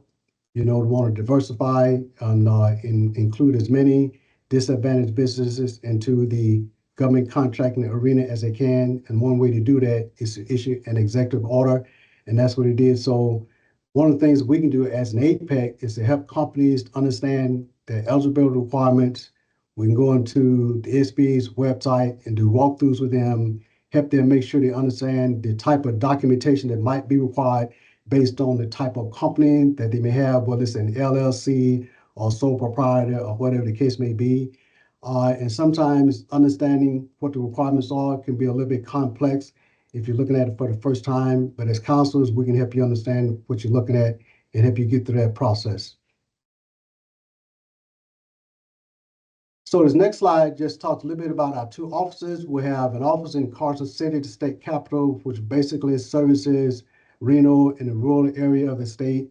And of course, we have a Las Vegas office. That is the office where I currently sit that takes care of Clark County, Nevada, because that's the county with the largest population, with the greatest need. And so the link right here is the link that any company that might consider joining our program to receive our free services, you click on that link and you'll be taken to our landing page. And on that landing page, there's going to be a banner that contains one document that goes into all the services we provide. So a potential client can look at that and make a determination whether any of those services might benefit that company.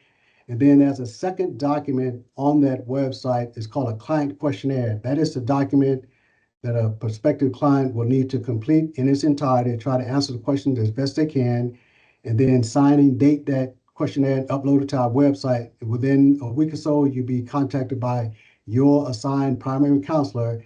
And the benefit of being a client is that you have a free resource, you have access to somebody that can help you understand government contracting and get through what you need to get through. And so with that, we're going to get into the second part of the presentation. We're going to talk about the government contracting process for standalone contracts. This page here just talks about our colleagues in our Las Vegas office and our Carson City office. And so last year we did training on IDIQ.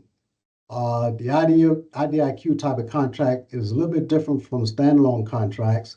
And so because the agency decided that they was not contemplating using IDIQ contracts for this year or maybe next year, they decided to use standalone contracts. So that means that's a different process involved. And so these next slides, I'm going to go through how that process works and what a company can potentially expect to see. This does not mean that this is everything all inclusive, but it's just a way of helping you understand how that process may play out.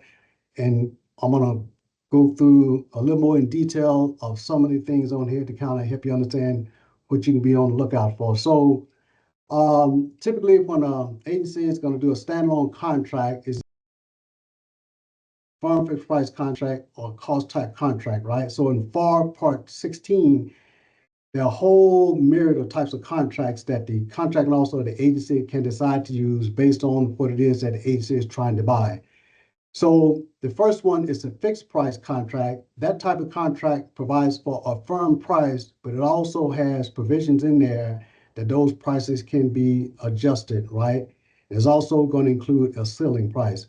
And so as we go through the rest of these slides, we'll kind of understand how the pricing comes in with regards to when you get ready to submit your proposal in or your quote or whatever the case may be. Conversely, a firm fixed price contract means exactly that. that the price is firm. So as a business, when you submit in your proposal or your quote on a firm fixed price contract, what that means is that you're required to, if you win that contract, execute that contract, provide the agency with what the agency contracted for without an increase in contract price during your performance of that contract. Now, there are exceptions to that. For example, if the agency is the cause that cause you to have to spend more money to provide those products or services, as long as you have written documentation, the government is supposed to pay for that increase in cost. But you're going to have to prove that that is in fact true. The next one is a cost reimbursement contract. Basically, that type of contract provides for payments of allowable incurred costs, and there's a ceiling price that the contractor shall not exceed. And so generally speaking, for the type of contract that BLM is probably going to be using, it's probably going to be a fixed price contract or firm fixed price contract, okay? And so those are the types of contracts that the agency might use. Next, we're going to talk a little bit about the solicitation types or the procedures. So the contracting officer, in addition to determining the type of contract that might be appropriate for the acquisition, the CO has to decide what type of solicitation or procedures that are best suited for the acquisition. And so there are 4 types generally used. I didn't go into the invitation for bid because that one is normally not suited for, these types of products. That one is normally suited for construction type contracts. But the first one is the combined synopsis solicitation in accordance with the FAR Part 12. And basically that one is used to reduce the time that's required to execute the process and award the contract, right? It basically combines the pre-solicitation, which is kind of like a heads up, like a notice that the agency is saying, okay, industry, here's what we plan on doing in the very near future, right? And so generally when a combined synopsis solicitation is used, that is the only document that's going to be put into sam.gov. And so you might want to make sure that you understand that part, because if you miss out on that, then you missed the boat, right? So that's the important fact about a combined synopsis type of solicitation. The next one is a simplified acquisition procedures type, and called with FAR Part 13. And so this one is used when the agency is trying to reduce the time and the cost to execute the requirement. And in addition to that, sometimes the agency is really trying to and improve the prospects of small disadvantaged businesses or hub zones or woman-owned businesses into government contracting. They'll use the simplified acquisition procedures. And this one also is used to promote efficiency and economy, and is used to avoid unnecessary burdens on the agencies and the contractors, right? That's why it's called the simplified acquisition procedures. The third one is a little more complex. It's contract by negotiation and called with FAR Part 15. And this type of contract is usually, the contract also will use a standard form 1449, which is an order or solicitation for commercial items. And seeds is a commercial item. It's not something that's only specific to the government. And this type also includes competitive and non-competitive contracts. And one of the most important things about contracting by negotiation is that the contract officer is going to use either 1 or 2 types of evaluation methods to decide who can win the contract, whether they intend on awarding 1 contract or more than 1 contract, right? And so one method is a trade-off process to where the government can award that contract to other than the lowest price proposal. In other words, if the government determines that there are some technical factors or, the quality of the product is more important than price, then the contract officer is going to put that information into the solicitation. Conversely, if the contract officer decides to use the lowest price, technically acceptable source selection, what that means is that as long as the solicitation meets the technical requirements that's there, and then if it's the lowest price, that is who's going to win that contract. And so sometimes the contracting officer, because they have the authority to contract by negotiation, if they use this one, They can have negotiations and discussions with interested parties that submitted in a proposal.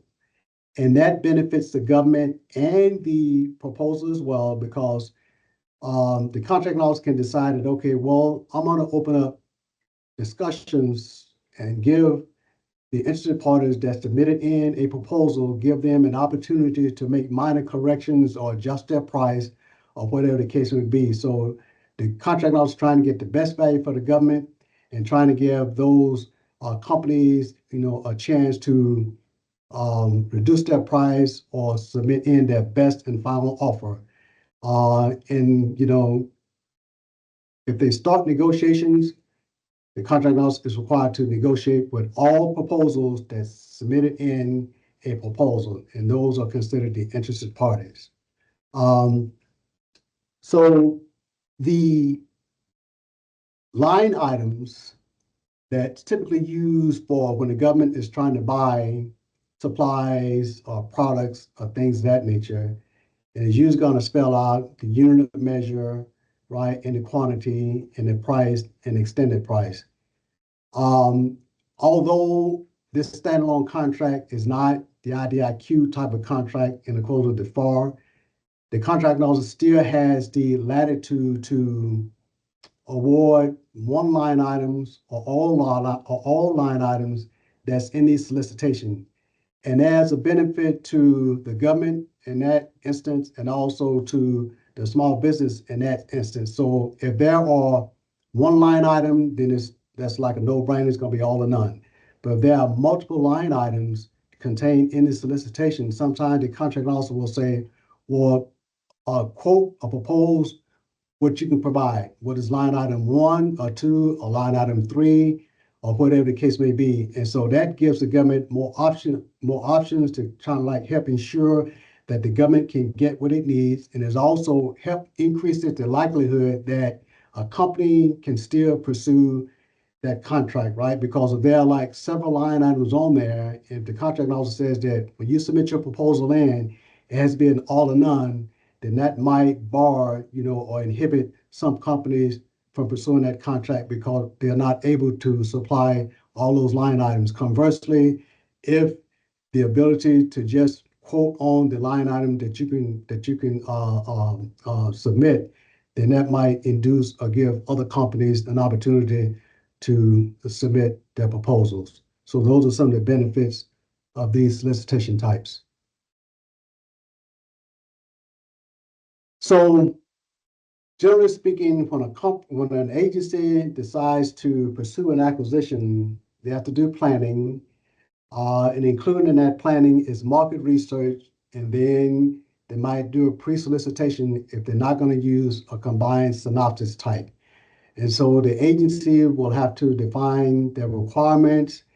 And so sometimes they'll have early outreach with industry. They'll have industry days and outreach events. And so when those things are planned, it's very important that any company or any growers that want to endeavor to pursue those contracts, you might want to participate in those events because you get a lot of information, those types of events. And following that, the contract officer is going to determine the type of contract and the solicitation type. And sometimes the CO, because typically the contract officer is not the subject matter expert, they'll have a subject matter expert help them, determine, the best type of contract to pursue and the specifications and things of that nature. And so after the market research, the agency will sometimes issue what we call a sources sought notice. And so basically that is just what it says. We're seeking information. If there are interested parties out there, respond to this notice. And it'll just be basic information that they'll be requiring, like the name of your company, whether you've had any past performance, whether you sold anything to the government before, and just general information. So the contract officer is trying to determine, what are the potential sources that might be out there, and trying to determine whether set asides may be a good thing to look at, or whether they're going to restrict these solicitations to just small business only, or whether it's going to be full and open with no restrictions. So if you see a source sought notice and if you're interested in pursuing that contract, you may want to complete that information and send that in to the contract officer. So during the solicitation phase, the agency will publish or issue the solicitation or the pre-solicitation on SAM.gov. SAM.gov is the federal government's GPE, government point of entry. It's a public-facing website that requires the federal government for all formal acquisitions to put it out on SAM, where the public, anybody in the public domain can go to SAM and pursue that contracting opportunity. And following that, generally speaking, during the solicitation phase, offers are allowed to submit questions in, and then the contracting officer is required to accumulate those questions from industry and publish what we call an amendment to the solicitation and respond to all those questions and publish that back out into SAM.gov in the public domain for all interested parties get to see the same information at the same time. And the contract officer can also decide to extend the proposal due dates. And once the proposals are received from all interested parties, and then generally speaking, they're not going to entertain any more questions or anything like that. And so for any interested parties, the very first thing you're going to have to make sure that is done is that you have an approved and accurate SAM registration. And the next thing, you're going to want to thoroughly review the solicitation and all attachments and associated documents. You want to follow the criteria and instructions to the T. And this is where becoming a client in our program and be assigned a counselor that can help you review that solicitation, help you understand what you're looking at, help you understand the clauses and terms and conditions and all those things. And generally speaking, how that process is going to play out to help you get prepared to submit in the best proposal that you can submit in. Of course, you want to submit your questions during the Q&A period that, generally speaking, is going to be in the solicitation. And so if you miss that Q&A period, again, that's where being a client in our program can benefit you, because as former warranted federal government contracting officers, we can help you interpret those clauses and requirements and kind of help you understand what you're reading. Now, that does not mean that we can kind of like get into the contracting officer's head, but we can help you understand and clarify some questions that you may have. And then following that, you get 100% fully prepared. Then you're going to want to submit in your proposal or your quote, and it has to be submitted by the due date. That is a hard and fast and firm date. You know, you have to be on time. Late is late. 1 minute is late. And in that instance, it's a contract officer's clock that counts. Okay, and so that's very important. During my experience as a former federal government contracting officer, you know, I've had on many occasions to reject a late proposal or late quotes. And so you don't want to spend all that time for nothing and not be able to pursue the contract. So after proposals are received or quotes, the next thing that the contract officer is going to do is going to evaluate and award. And so one of the most important things that business needs to understand is that just because you submit in a proposal, that does not mean that you're competing. Your proposal has to be accepted to be evaluated and be put into pile in order to compete. Okay, and so speaking of that, the contracting process is a rigid process, and it's very important that you understand that you have to follow the instructions to the T. And some things that you know might seem insignificant on the surface can be the difference between getting your proposal rejected or accepted. And I just described just a few of those. You know, if you're required to fill in the line items, you know, the quantity and the price, and then the extended price. You know, you may say, well, if I just put in extended price, that should be good enough, but I didn't put in the price of each quantity or the unit of measure. That could get your proposal rejected, right, or thrown out. Another good one is that if there's a requirement to provide a technical response, whatever that technical response is, that requires you to only submit, you know, a 3-page response, double space Times New Roman, font 12. That's exactly what it means. If you use anything other than that, that could be a basis for rejecting your proposal. And then following receipt of the proposal or quotes, the contracting officer is going to evaluate them and decide who's going to win the award, whether it's going to award a single contract or multiple contracts. And the contracting officer is going to go strictly by the evaluation factors that's going to be contained in the solicitation. So one of the things that's very important for companies to do is make sure they understand how your proposal is going to be evaluated, right? So the government is required to say what it's going to do and do exactly what it says. In other words, if the technical is going to be more important to the government than price, the government is required to put that in the solicitation. Or if price is the most important factor, they're required to put that in the solicitation. And the benefit of that is companies need to know how their proposal is going to be evaluated and what's most important to the government.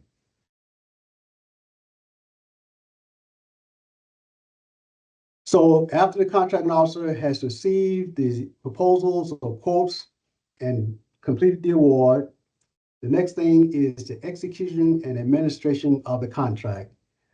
In general, this phase includes the contracting officer is required to administer the contract to make sure that the government is getting what it contracted to get, receive and or accept or reject the products based on the acceptable criteria that's contained in the contract, and then make payment to a proper invoice, not just an invoice that's been submitted. If it's an improper invoice, generally speaking, the contracting officer is going to reject it. And so contractors or the awardees needs to understand the contents of their contract and make sure that you submit and provide to the government what you contracted for, and make sure you only tender to the government acceptable products in accordance with the acceptable and quality assurance criteria that might be in the contract. And then once those products are received and accepted by the government, is to submit a proper invoice upon delivery and acceptance. And generally speaking, there's going to be instructions in the contract which walks you through submission of your invoices to make sure that you get paid on time. So in reflection, just going to go through a couple of bullet points to kind of bring things home a little bit. Interested parties should fully review the solicitation and all attachments and associated documents, because the solicitation is standard form. It's the lead-off document, but there might be other attachments that's associated with that. And if you don't review all those documents, you're going to miss something. So they all go together. That paints the entire picture. So it's very important to review everything.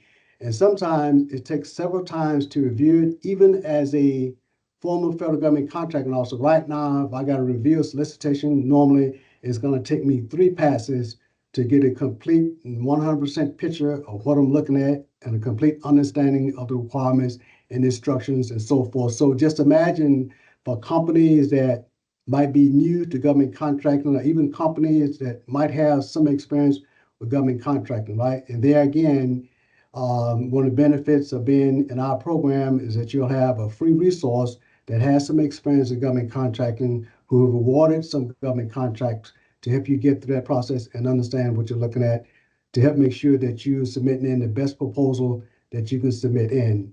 You want to make sure that you attend or participate in outreach events or industry days and things of that nature.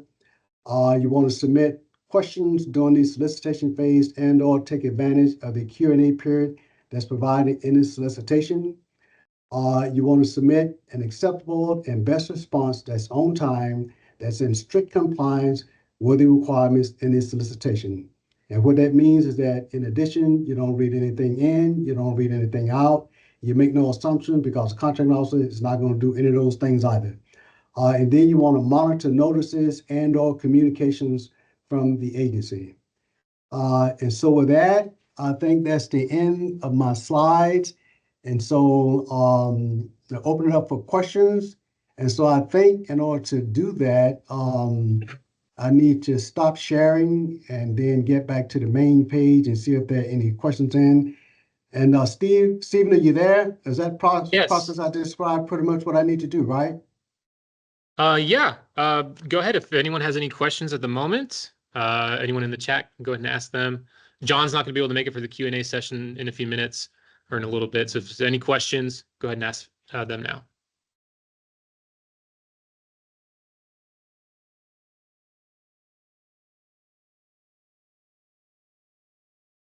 And so I just brought up the ask the question. I was able to find it. I'm getting pretty good with this Zoom here. That's great.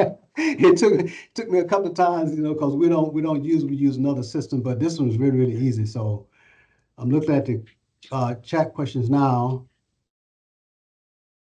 Any questions from the live audience?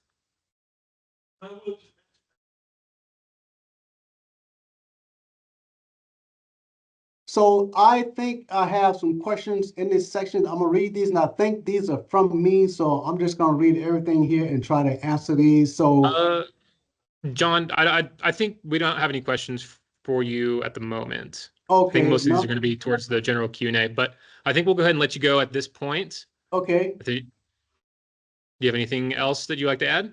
No, I just want to say I appreciate you giving me the opportunity to provide some training to potential growers out there that might want to try to sell their seeds to the government, because like I said, at the end of the day, all stakeholders go after the same goal, and that is to help agencies get what they need to do their job, and at the same time help the small business community with pursuing government contracts and things of that nature. So we'll be happy to come back and give future training. Just let us know, and we'll do it. So thank you very much for the opportunity. All right. Thank you so much, John. We appreciate your time. Okay, absolutely. Have a good one. Thank you all. All right, everyone. To round out our presentations for today, we have Keith Mice, right? Yep. All right. So he's going to be speaking to us today about irrigation design for native seed production. Keith manages irrigation operations on Walker Basin Conservancy's farm, where the team recently installed irrigation systems on 50 acres converted to native seed production. Keith is certified to perform irrigation audits and has also designed and managed small to large scale systems for landscaping and restoration. Got everything pulled up here. I'm not technology. That's all right. We'll get it. That's why I taken care had of. Amy come up for that. No problem. Is this top one here, right? Yeah. Great.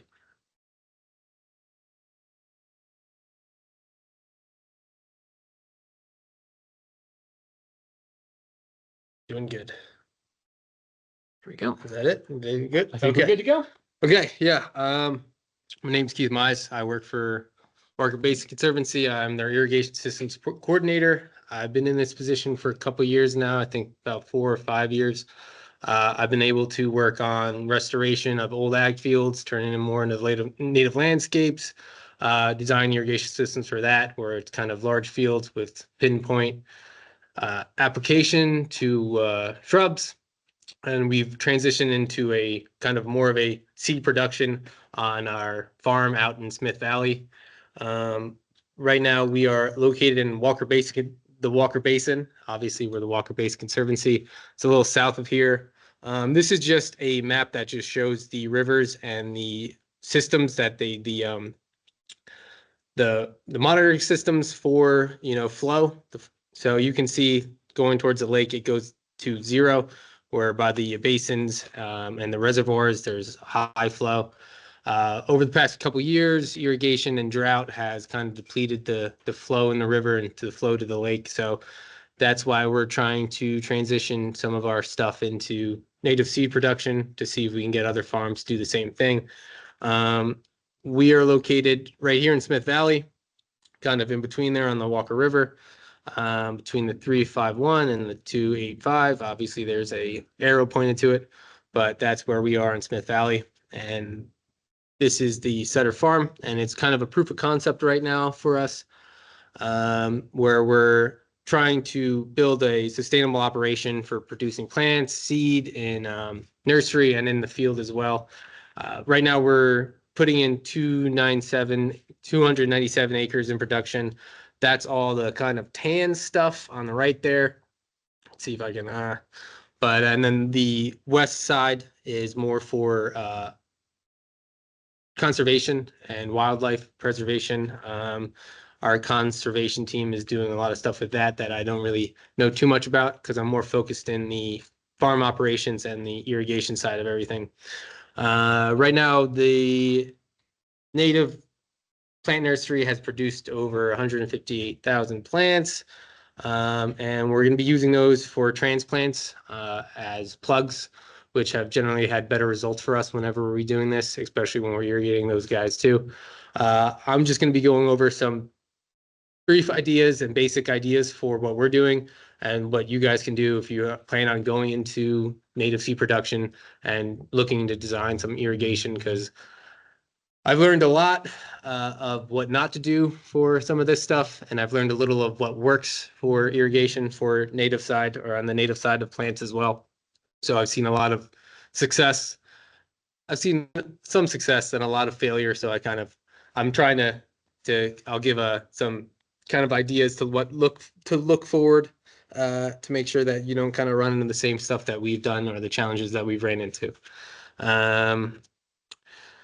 Yeah, so the Sutter Farm, we're going to be designing irrigation for nursery and the farm systems that are to conserve water and preserve the genetic diversity and increase economic productivity per acre of farm. So what that means is that we're going to be looking at it and not just looking at, okay, this is our field, this is how many acres, how do we put all this acreage into production, where we'll look at it and be like, okay, this is our best soil type for this plant. This is the wind direction. How do we maximize that acreage right there to actually get a good seed load out of it and actually, maximize that imprint on that acreage, not just sort of look at it as a whole, try to break it down and actually be like, okay, this is going to need this type of irrigation because we're predicting that this is going to be the best result for that kind of acreage right there. And to split up that irrigation systems so we can have different native plants near each other that aren't going to cross hibernate or anything like that, and kind of actually get a nice diversity in what we grow. And the conserved water part is just kind of, since they're natives, they conserve water. I've had a lot of people come up and like, oh, if you do this, can I conserve water with alfalfa if I do this? And it's like, well, alfalfa, they need this much water. You can't really be like, oh, just give it half water and you'll still be good. It's not kind of how it works. You can kind of just be more effective with how you water and you minimize your loss. You don't really conserve how much is going towards the plant. So that's the plan for Sutter Farm, is to convert everything into plants that can just use less water and make sure that we're maximizing the application of that water. These are our Sutter fields that are going to be in production. If I'm talking a little fast, I just got back from New Jersey visiting family, so it's very yappy over there. So I'm trying to come back to reality. The Sutter production fields that we have going on, all on the east side over there, that different colored tan. We're having a variety of different systems that we're going to be installing and implementing. A mixture of drip, overhead. We're going to be transitioning out of surface, but we're going to be looking at what we have in surface irrigation for now to maximize that and to make sure that we're mitigating as much loss as we can. We're just looking at things that we can actually do for that and what doesn't break the bank, because if we wanted to, we'd have tailwater recovery pipes everywhere, but we just got to look at stuff and be like, what makes the most sense for actually conserving water on these systems. Our beds that we're going to be putting in are going to be in the direction of the prevailing winds. That's just to help with seed collections. Obviously, if we just have our seed blowing everywhere, then we're losing a lot of seed. So that's why we're going with the winds. Hopefully we're going to have the first couple plants catch those guys. And we're also designing the system to be multiple beds or sections. That way we can actually control how much water is applied to each one to kind of tailor to whatever the plant need is. being said, that means that it'll probably be anything with beds will be in drip, because that's what we can maintain and make sure that we have a nice system that we can control, run overnight, make sure that we're actually being effective with our water as well. Where a lot of the seed production, there'll be, or a lot of the grass production, that'll be, most of the field will probably be overhead. Get a good spread on that. You want to make sure you saturate the ground, make sure the seeds can actually sprout up. Doing drip tape might not be the best idea for that. So that's where our overhead comes in. And the surface, like I said, we're going to be trying to peter that out. But until we make the plans and get everything going, it's going to be in pasture. One of the things that we're having is media filter tanks. Those are going to be the best for drip irrigation systems. Anything else, if you do vortex or flow, like overflow filters, they're good, but they're not going to be getting the kind of the screening that you want out of your water, depending on what your water type is. Even, you know, well water, you'll pick up sand, develop sand up into your drip tape. And if you don't have, you're just going to be clogging and you're going to lose your DU or your application. They're just going to stop running effectively. So media filters are the best way to kind of ensure that your drip systems run smoothly. And then always just having some water reserves. That's just for if we're noticing that something needs a little more water and we don't have enough water to call for, or we don't have enough water allocated to that because we're running a different system. We need just a little spurt to get something through. So the idea is to have some water storage tanks placed just to supplement any water that is needed, or any irrigation that's needed from a plant that, you know, is a little more thirsty than the other ones, or more thirsty than we anticipated. Right now, we're going to be installing an underground pipe system that's at least 36 inches underground. That's just to help us with still being able to prep the field, being able to change the field out whenever we need to, but also keeping everything into an area where this is what we like. This is the sections that we kind of determined, and we can alter our, you know, bed direction at some point, or just alter our system that has been there. But we want to be able to still prep the fields after, you know, 5 years, 3 years, if the fields or the plants aren't producing as much as they need to be, or if we want to transition out of them. You can see kind of this wacky diagonal line type deal going on. That is kind of following the direction of the wind, and that's going to be our directions of our beds. If you look to the west, you can see them going down. That's going to be more of seed section where we'll have hand line and drip line. So that's why there's a lot of different points, because some of them are going to be for overhead systems that require more pressure, and then the drip systems that require less, but also need to be part of that overhead system. And then air vents throughout, kind of making sure that we don't break anything, mitigate water hammer, mitigate kind of air pockets so we actually got good flow, and making sure that we have reliable water measurement devices, micrometers, magmeters. I know a lot of people are like, oh, drip tape, you know, I set it and run it, but it's really hard if you have, you know, a mulch layer on top of that, or if it's underground, which I don't like underground drip tape, but just to see what is, you want to be able to see your flow rate, so you can see like, oh, okay, there's a break somewhere. Because if you got drip tape that's covered up, it looks like it's running fine, but you might have a section that's cut in half and you're just dumping water somewhere. So being able to make sure that whatever section that you designed it for is running the amount of water that it should be running through. And if you see any fluctuation in that, you know that you have a problem somewhere. But that's a majority of our field. The other part of the field, which isn't that exciting, is just a wheel line system, which I love so much. I love wheel line. It's great, especially when you're moving it in, you know, 30-degree weather, or when it's raining out and you're like, okay, great. Now I have to move all this or secure all these down because it's too windy. But that's kind of our overall idea for a Sutter property, is overhead systems that we can put grasses in, making sure that when we're doing that too, if we're doing the consideration when we do wheel line, that we seeded the whole field. Now we need to get water on that field for them to actually sprout up. How long is it going to take for us to complete that full rotation?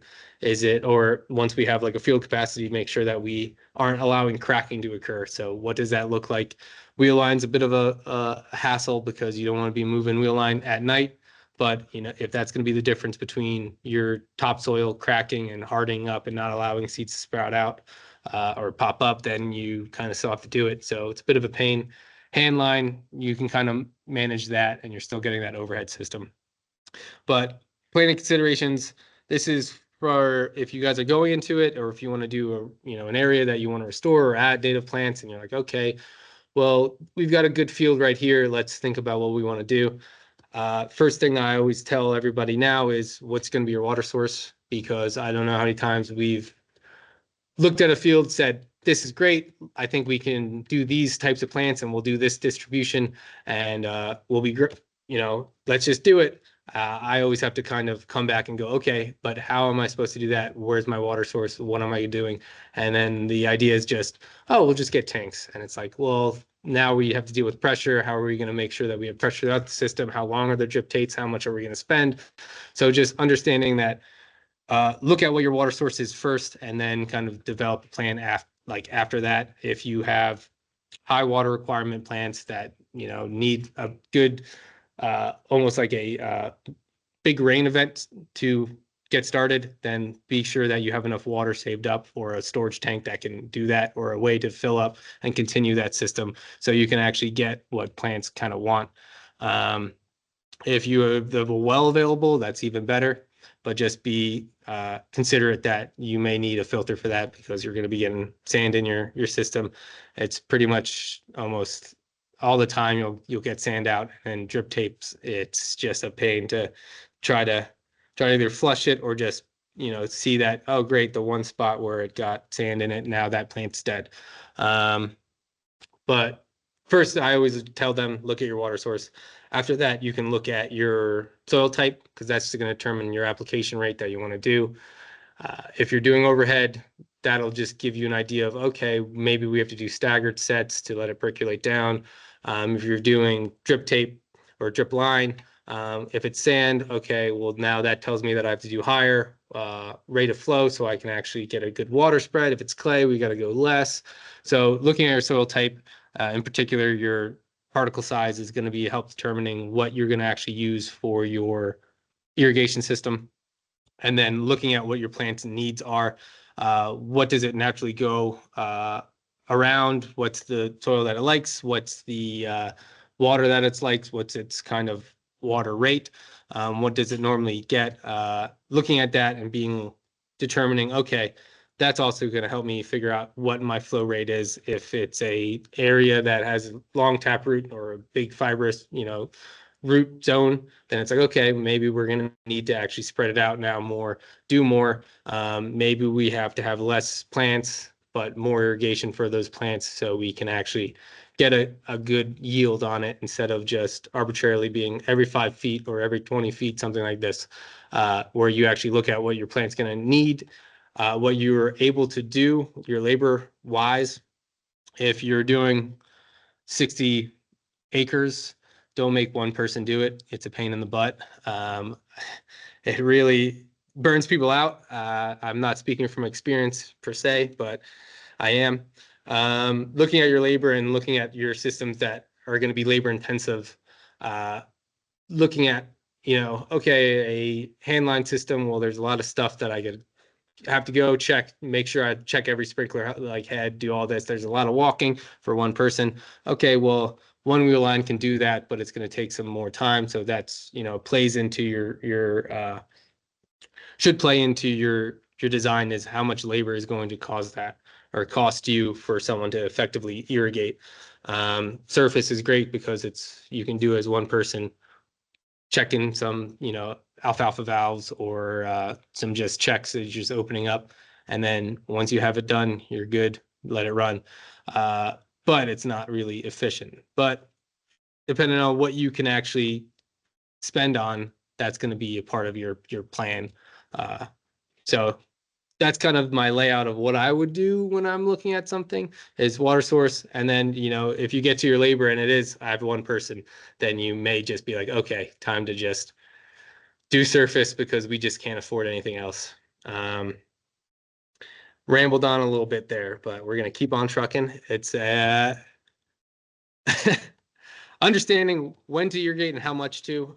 So this is a thing that I see a lot of people that just sort of do arbitrary amounts that they'll set okay, I'm going to irrigate every 15, 16 days, where that doesn't really make too much sense because I think what Ed said, we had high spikes in temperature, which caused plants to shut down. A lot of people kept that kind of 15-day schedule, so they were just irrigating for no reason, or they weren't irrigating enough because of the high temperatures and the drying out. So evapotranspiration, ET just kind of determines how much water loss is in the soil. With native plants, it's a lot less than what would be for turf grass. So I usually use a reference ET weather station. You got to make sure it's actually reliable, because there's some people that'll just put up a weather station, put it on, a website, sends it out that you can look up, but they don't have turf grass around it. So it's just kind of giving you a random ET. Good thing about native grasses is you look at that and go, okay, I'm nowhere near that regardless, but let me use that as a reference. I'll usually use that when I'm scheduling just for the very basic. If I'm scheduling out for next year, I'll look at what the previous year was, and then during the actual kind of irrigation season, I'll go through and just check soil moisture depletion. That's just whenever I'm doing an application, going back every couple days with a soil core, pulling it out and just doing a ribbon test to see the moisture in the field. If you're noticing that, your ET is saying something else, but you go out there in the field, then you got to irrigate sooner and don't trust it. So I usually just trust what I can actually feel and see, and then manage that depletion. And I record everything too. How much I irrigate out, I'll record out. This is how long I did it. And you can always just calculate how much actual water you're putting on through what your applicators say based on your pressure and what the specs are. Some mistakes that I see a lot are over irrigation, application failure, and the frequency. Over irrigation, it's the same thing when someone's just like, I just irrigate every 10 days without actually determining that that's not right. Weather changes, there's precipitation, or they just do too much where the root zone is, they're watering past it. Applicator failure is, I don't know how many times I'll drive by wheel line and I'll see a sprinkler tilted this way, just shooting on the ground. Well, now you're not getting your full uniformity. So that's an easy fix. You have someone just tilt it up. Frequency is just not understanding that you may have to balance out what your kind of pulse set based on your soil type. You may run a system. It may look like you've got a field capacity, but it just didn't actually percolate down. So now they just didn't do the right amount. And so you might want to increase your frequency. And compaction, over compaction, but I also see a lot of under compaction. That's just mostly for drip tape and drip line. Is if you under compact area, if you're putting plugs in and you under compact, then you can cause frost wedge, like ice wedging in the winter, or you just cause water just to go down, and or the water not to be actually kind of percolate and actually use capillary reactions to move around because it's just too much air there. You're under compacted. Optimize the systems. They just start with get an operator that actually is going to check everything. Redesign for what you can afford to. Well, when I talk about operators and the redesign, I'm just saying that going out there and seeing what, okay, the wheel line, everything is actually ticking, everything's moving. I'm seeing the sprinklers actually, uniformed across the area. Redesigns for what you can afford.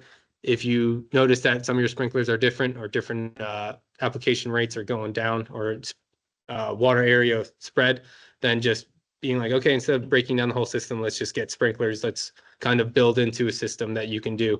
You don't have to just go right out and be like, we're all doing drip tape for this whole field, or we're changing this to all hand line or wheel line. You can kind of build into things and just slowly optimize what you have. And then that should help for getting yield and conserving water. Drip tape doesn't always mean efficient.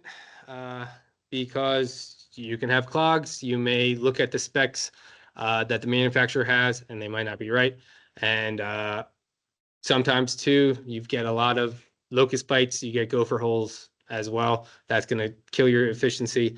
You may also just not be running it long enough. It's really hard to tell, especially when you have a mulch layer on, plastic mulch, to tell actually, what your penetration is for an entire field. If you have the same soil type for everything, that's great, but there's always going to be some pockets of clay or pockets of compaction somewhere. So you can't really take the specs at their word. You really have to go out there and check everything. So surface water can be made efficient just by changing how you're doing it, which means you're getting rid of checks, you're doing prairie valves, you're doing pipes, you're doing tailwater recovery systems as well. And then overhead, wind is your enemy. We're in Nevada. That's the biggest thing that kind of people will run a system for 12 hours with wind, but now you've irrigated the wrong spot. So you've got to really kind of manage that. Any questions? I know that was pretty fast and loose. We got one.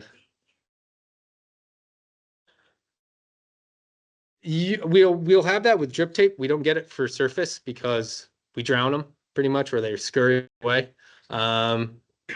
It's one of the things where drip tape, I've heard a lot of people go like, oh, if you go like 16 inches below the surface, you'll be fine. They'll still get to it if they need to. Do I need to? Oh, talking to the mic. Sorry. They'll still get to it. You just made it a lot harder for yourself to go fix it. Well, on occasion, we've had gophers even get into overhead systems, and it doesn't really pan out too well for them once you actually turn the system on. But for the most part, it's mostly just drip tape and just being aware that you have a gopher problem. If you're not taking steps to mitigate that by traps, something like that, making it easier for yourself to fix what might get damaged. So don't go too deep. Make sure that you're able to see if you're going to see any holes or anything like that. Just try to make it easier for yourself when you anticipate problems like that. What do I do? Oh, good. That was good. All right, thanks so much, Keith. All right, everyone, we're going to go ahead and set up for the Q&A session here now. If you're joining us online, feel free to go ahead and post any questions that you might have in the Q&A section of the chat. I am going to go ahead and turn my camera off here in just a second to get everything set up. But if there are any questions in the room or in the chat, go ahead and post those now, and we'll get to them in a second. So if you can hang tight for just a minute, we're going to get set up, and then we'll resume with the Q&A. But if there are any questions from the in-person audience, I'll go ahead and take one at the moment. Go ahead. This is probably for Ed.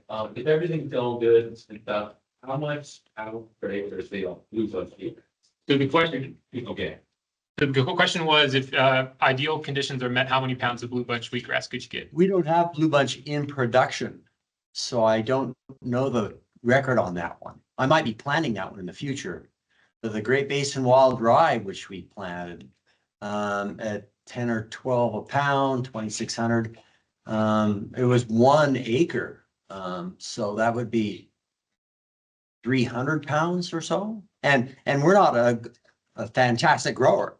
Mind you, the industrial farms are doing much better production rates than we are.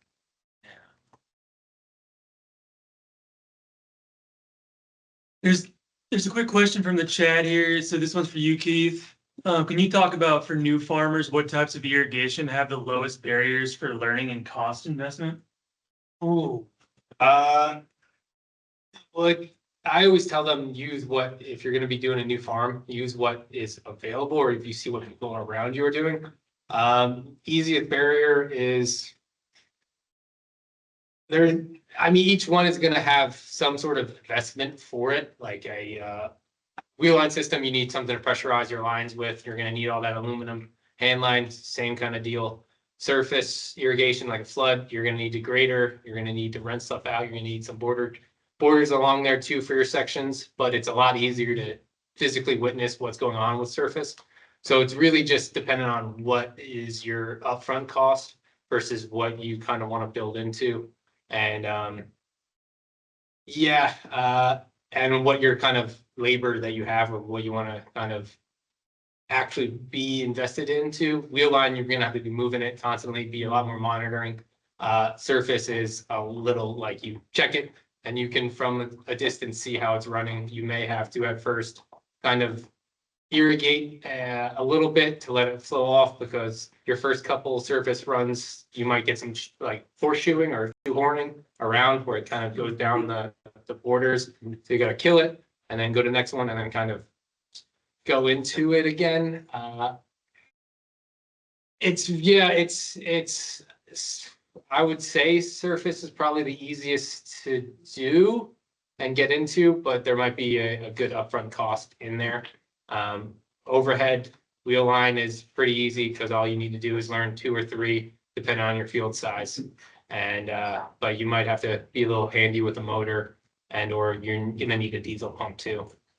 So it's hard to say which one is the easiest to really get into. All right, thanks, Keith. Any questions from the in-person audience in the back?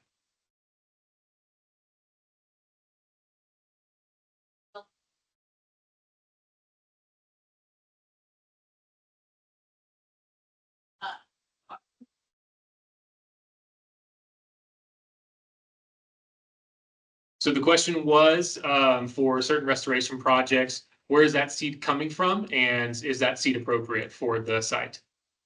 But let Justin. Yeah, so you were specifically asking about energy projects? Yeah, project.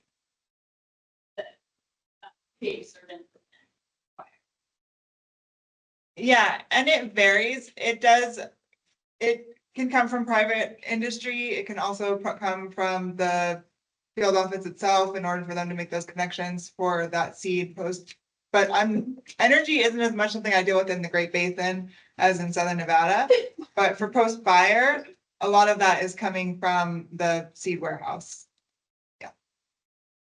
And I just echo what Jess said. There's nothing really to add to that. We have a lot of engagement with the local agencies, the local county offices, and with the engineering firms. And a lot of our specs will come to us very exacting in their demands. And that's probably because of an engineering firm that worked with an agency or in-house at the agency to develop the specification. But if not, we all have to get together, and part of our marketing has to be working with these groups as a liaison to come up with blends that say these are botanically correct or appropriate, or they're economically appropriate, or whatever the parameters are that everybody's negotiating with. But it has to happen. Anything else? Russ, would you want to read the next question, please? I don't see any more in the chat here, Steven. One more. Scroll down a little. Right here. Ed, you already talked about this. Oh, yeah, he already answered this during the actual presentation. Yeah. But they were just curious about where you obtained the NRCS funding source for your high tunnel project. Oh, from our CS office in our valley, in Carson Valley. We work with the cooperative extension a lot as well. Okay. Any more questions from the in-person? Yes.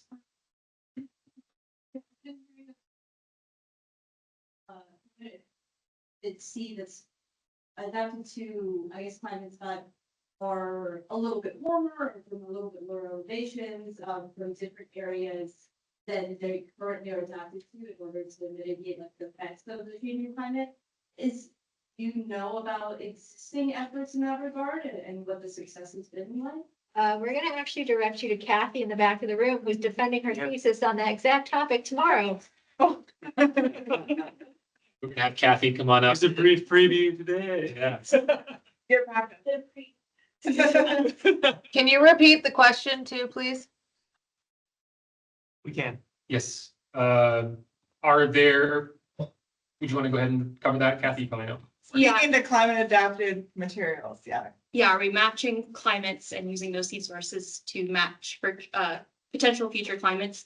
And I just spent the last 3 years doing that with Winterfat. I found that based just on climate, it is doable. Southern populations did perform the same as local populations. However, in the base of Mormon crickets ate the southern populations a lot more than the local populations because Mormon crickets don't really happen in the Mojave area. So I don't think they were used to Mormon crickets, and the Mormon crickets ate them off. So there's like other factors. Yeah, totally. So like you can't just base it off climate. There's other factors in the community that influence results. Thanks so much, Kathy. Nice. Any other questions from our audience? Up front, right here. So I'm not sure who to, I'll throw this at the group and you guys choose who to answer. Talk about the general economic possibilities for the source ID type seed or going into production. So I'll general question. Okay, so the general question was, what is the kind of importance of source ID certification and how do we make that economical for producers? Sure. Okay. You can go down the line. I can give, I'll give the Russ can give you the tag piece, but I'll give you the seed selection piece. So for us, when we're doing restoration on the landscape, that tag that comes with that material tells us this seed was collected in Fallon at this elevation, at this, and we can align climate information. So it's kind of getting at the other questions that we had. So basically that tag is a way for us to track through the life and generation of that plant while you're growing it out on your farm. And then when we put it back into restoration, that we're making sure we're putting it in a place that's appropriate, right? We don't want you growing seed here in Fallon that's appropriate for a place in Fallon and that seed ending up in the Mojave, right? That's something that we've done a long time here is we've taken seed that's adapted to wetter and colder environments and then planted it in the Great Basin and it fails because it's warmer and drier here. So we're trying to grow these plants that are adapted to this warmer and drier climate from this area. And that tag is just a mechanism for us to track it through the life of that seed. So that we know where it came from, so that we know where to put it. And that barrier, that it makes it a bit more difficult for you to grow that SI seed, but it makes it a seed that has more value, right? So in order for the BLM to be able to purchase that seed, we're going to pay a little bit more for that seed. And that's kind of why we did that presentation today, is show that spectrum of there's the SI entrance point or the variety, like the other end of the spectrum is the variety entrance point. And your risk on the variety isn't as high, but the reward is less. SI, the risk is a little higher, but the reward is higher. Follow up, is that okay? Yeah. So the source identified seed, is that meant to go directly into restoration or is it meant to go into production? Depends how much. Sorry, the question was, is source ID seed meant to go into production or directly to restoration? Well, yeah, the answer is There's two different avenues, right? I mean, traditionally and historically, SI seed has really gone directly into restoration projects, right? Now there's kind of a new wave with trending science and better approaches on how we handle restoration management practices to utilize a lot more SI locally adapted seed sources in the Great Basin throughout restoration projects, really nationwide. So with the inability to obtain large volumes and quantities of SI material through wildland collection, there's an immense demand for SI materials where the void needs to be filled by producers to increase that SI seed, which then, federal entities will purchase at large scales to support this new tactic, on the rangelands, right?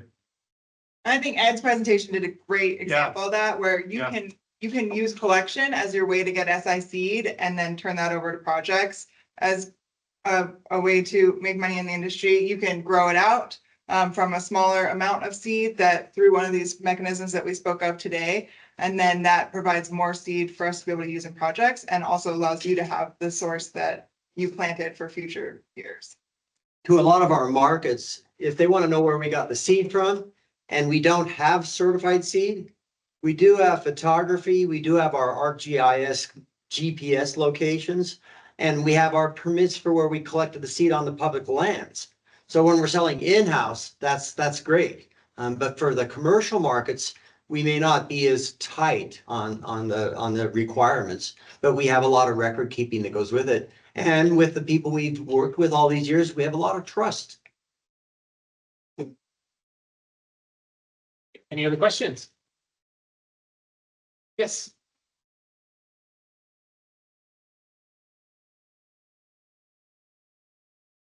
Maybe have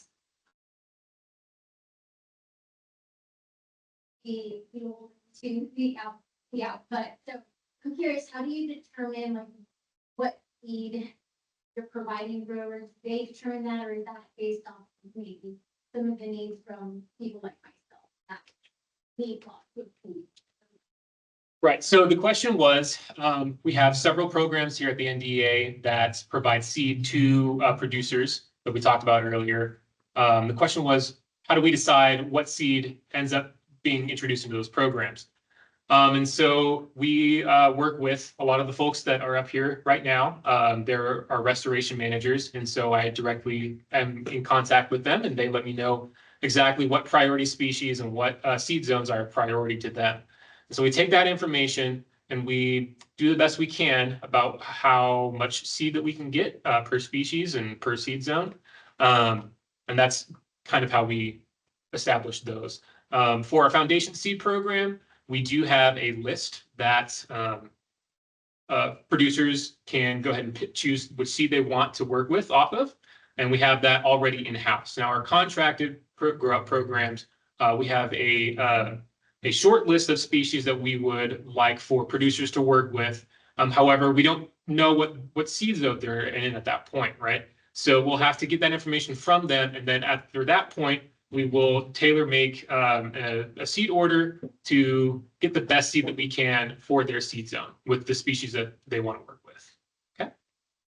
And then also on that foundation seed program application, there's a line item that you can actually, request a seed species, or you can make a recommendation that way. But we're also always doing polls and we're sending out surveys to figure out what the industry might want. And then we always take that into consideration when we make a new seed order, right? So it's pretty flexible. Yep. Any other questions? And Cassie, I would say to your question, like that's where this partnership is really valuable, is that it's all these different entities talking to each other. So when I hear from you, you need a certain type of seed, I bring it to this Nevada Native Seed Partnership. And from there, we can work together to bring that to fruition through grower engagement and through other ways.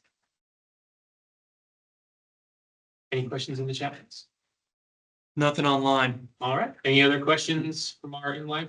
I monopolize the whole thing here, but. That's all right. So in this concept of taking source identified seed and then sending it out to a grower to grow and talked about on the Walker River there, and we're going to irrigate it, different things like that. Do we change the adaptability of that plant when we force it into production or put it into production versus naturally produced? That makes sense. Yeah. We got you. So the question, take source ID material from what wildland setting and move it to an agricultural setting for increase. Does that change any of the genetics of those plants? A partnership, we're trying a genetics management plan. We have some folks at UNR and other researchers throughout the Great Basin working on that to help get to that exact question of like how many generations can it be in a production field before it loses those wild characteristics. So stay tuned for some of that. But yes, like anytime you inherently take something from the wild and put it into production, there's going to be some adaptation issues or changes. But what we try to do with our seed collections is collect like from a wide swath of that population. So we're capturing all the different seed sizes and capturing different flowering times of that same species in that population. So what we're giving you is the most genetically diverse thing we can give you, that there's been no selective pressure for. and then you're going to put it in a setting, because there's literally like the amount of restoration that we have to do in Nevada in the Great Basin after, wildfire and to combat these invasive species. We're never going to be able to go out in the landscape and collect enough wildland seed just naturally to then have enough to put back down. And so like, we have to somehow fuse, like farming with ecology, and that's basically, that's what we're trying to do. So welcome, and thank you for that really great question and thinking about that. Yeah, because our options right now are crested wheatgrass or Scotia. or something that doesn't even exist yet. So that's where you go through your compromise of, okay, well, I want something that's a little bit better adapted. So my wild rye crop is a mess. I sell out every year because there's such a demand for local native species.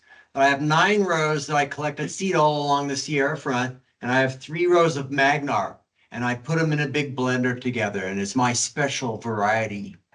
And then also, I don't know how well you can see this by any means, but this is just a standard source identification tag. They call it a yellow tag, right? On here, it has generation. Every SI tag that you're going to find has a generation on it. Traditionally, the seed that's collected off the wildlands is always going to be G0, right? That's the origin generation. This one here says G1 of 4. So it's the second generation. This was collected in Washoe County, moved to Washington, Grant County in Washington, grown out for first generation. So this is the produced lot off the first generation. And then Washington Crop Improvement Association indicated that it can max out at a generation of 4. Beyond that, they believe that there's going to be too much genetic adulteration, genetic manipulation to constitute calling that, locally adapted SI seed at that point. So seed certification agencies have the ability to limit that through their standards and requirements. It's just a matter of working with these fine folks here to know what's appropriate on the generational max. And we will have that hopefully within like early next year. We will start having that for some of our species and be able to give you that exact information by species. So on one of my current farms, I've got 6 or 8 acres of Great Basin wild rye that have been there since the brush up. Is there value in that first generation, and is it more valuable than later produced generation? So the question was, are earlier generations of a wildly collected seed more valuable to restoration managers than later generations? I think we would like the seed however we can get it to the limits of the generation that we have decided upon from the agency. Yeah, and you might be sitting, and you might be sitting on a crop right there, like a naturally occurring crop. Yes. So a few years ago, Steve Fullstone had Indian rice grass growing around all his pivots. And he called us and said, could we move it for him? And he harvested it and brought us totefuls of it. We cleaned it all out and it was a glut year. And it was worth a couple bucks a pound. I said, Steve, this could be worth gold in a decade. And indeed, 10 years later, it's worth 10, 20 a pound, 30 a pound. So it's worth gold on his farm. It's a perennial that he doesn't have to irrigate outside of his pivots, and he should keep it there. But that was a bitter experience for him. We also have a wild rye grower up by the Warner Mountains that sells this SI Great Basin wild rye every year now, and she's pretty good at growing it. And last year we got her $5 or $6 a pound, but we could probably get her more. It's just we're experimenting in that department, how to match that seed to orders. And sometimes we'll mix our field collected seed from an appropriate place like the Modoc with her farm grown SI seed from the Warners. Plus, if need be, a bunch of trailhead from Washington if we have to, if the job size requires it. But that's the best we could come up with. Yeah, and I guess we're just setting the bar to make it even better. Like, we want best seed we can get. And right now, we need your help to get to that, together. Yeah, and you can think of what you have already existing as kind of like your Great Basin wild rye orchard, right? Like you would plant an apple orchard and collect apples every year. And now you have the Great Basin wild rye orchard that you can collect Great Basin wild rye off of, and it's gonna grow and adapt with the local conditions. And some years you might have great seed, and then you might have drought conditions, you might not have as much. And I mean, so you have a Great Basin wild rye orchard. You're very lucky. You are. Honestly. And the more that seed is available, the more folks like Cassie, who are putting the seed back on the ground, they know that's available and they know they can ask for it. But if it's not available, they're not asking for it, right? It's that supply and demand. We all know this story. So y'all, yeah. Yeah, we're trying to improve the supply and demand chain here. And yeah, we only can do it with all of your help. Newmont Gold one year flew us around to all of their ranch lands where they get their water for the Carlin Trench. And the question of us was, what could we do with this farm to raise crops for ourselves? And I get out of the helicopter in fields of dense Great Basin wild rye. And I says, cut it. Exactly. Yeah. Make Great Basin wild rye hay. All right, we have time for one last question. If anyone has one. I got a long question. Let's see. Because it seems like the focus is primarily on geography, where it's coming from, and not really on desirable space selection for things like establishment, persistent disturbance. If the source seed performs worse than the already available selections and cultivars of these species, are you concerned that there won't be a market there because people will just prefer to buy the already available selections and cultivars of these species that perform better? Is there a concern about that lack of a market? Okay, so the question was, from restoration managers or from producers, is there a concern that cultivars or varieties of certain species will end up becoming more valuable or more effective than source ID seed? I mean, I would say yes, that, I guess, can you talk a little bit more about concern, like that it would? Well, the markets, if people prefer to just buy the already available cultivar and selection species because they establish better, then there won't be a market that would prefer to buy the source seed and not forming it. Yeah, if it does actually establish better, yes, but In the economic standpoint. yeah.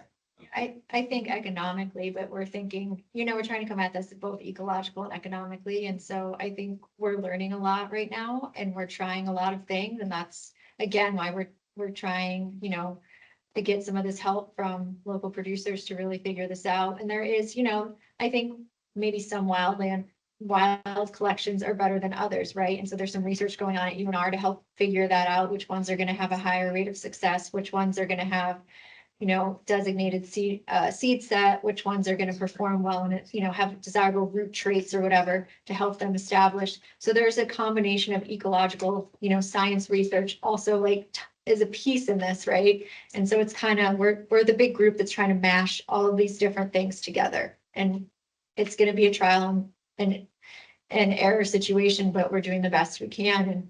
And if we don't think about local genetics, we're going to just at some point lose our native plant communities in the Great Basin if we don't come up with a way to restore them. Yeah, so that is the concern, like there's the economic concern, but then there's, as Sarah said, the ecological concern, that if we don't find those sources now and we don't apply those now, we're gonna just lose them altogether. And it feels a little urgent right now because so much of the Great Basin is burning. And so we're losing those wildland populations. And so these seed collection efforts that we've had over 20 years through Seed Success, they might hold the key, right? Some of these historic genetics that are going to help us restore parts of the Great Basin. And I don't think we've talked too much about Seed Success, but for seed collection, if you're interested in this platform, it's really if you're interested in standards for quality for seed collection, and seed collection is an avenue you want to go down. Seed Success has over 20 years of developing protocols in order to maintain local genetics. And so I just want to put that plug in here as well. It's something you can Google. There's a whole protocol and the type of information you should collect. We do have our Great Basin Seeds of Success coordinator sitting in the back of the room. C's waving her hand. But yeah, if you need help with direction on seed collection, we can help you. And we do already have collections that have burned that we put into production. So those are sites that they're burned, that seed stock is gone, but we have that seed and we put it into production. So that's another example of that success. And I think that seed film, I really appreciate that we shared that. So we saw this look of economy and like we could have go across the backs of sheep and use it to the until we can't use it anymore, but it leaves us in this situation now where we have to put all this money into it to get it back. Anything to add? Anyone else? Stephen, there's one more question online that somebody posted. All right, we'll do this one last question. Well, you real quick, what's your question, bud? I just got one real quick question. Are you guys working with the endemic or endangered species? You guys considering that? I remember something about the. So seed success, we're, One second. The question was, are we working with any rare or endangered species? so as the Net for Fish and Wildlife, the Seeds of Success program is focused more on common, common species. If there is a need for rare species, we follow a slightly different protocol through the CPC protocol for rare plant collection. Some of that work is being done with Nevada Natural Heritage. So I would say yes, but two different entities doing it. What we're talking about here is more common species to put into production. We're not really talking about that for rare endemic species. That's a different path, but I'm happy to talk more with you on that. Great. All right. So last question then. This is from online. If a producer increases an SOS collection, is it then source identified again before it goes to the BLM warehouse or out on a restoration site? Can producers keep seed from that increased field G1 and grow it out again to sell or put into the foundation seed program? Yeah, so we're actively doing this right now, and this is a common question that we deal with on a regular basis, to the point where I've got a pretty good concrete answer for you where SOS will be source identified more than usual. If you do plant a source identified SOS collection, that outplanting will become G1 generation, and it will maintain G1 in that production plot up until it's no longer productive, right? If you sold that and then it was outplanted again, then it would become G2, then G3, then G4. But that outplanting from the origin source will always maintain G1. And that wildland source guide gets really into the nuance. So if you're really curious, read that. Yeah. And we'll ensure to publish all resources and PowerPoint presentations online. We have a website. It's the Nevada Native Seed Partnership. Just Google that. Within that web portal, there's a whole link to the seed forums. You can go back and you can look all the way back to the first one in Winnemucca in 2017. Yeah. So feel free to do some light reading there. There's a whole wide array of material and resources and should be pretty educational. And then this material should go up within the next few weeks. Yep. So we'll notify everyone when it does go live. Yep, we sure will. All righty. Well, thanks everyone for joining us for the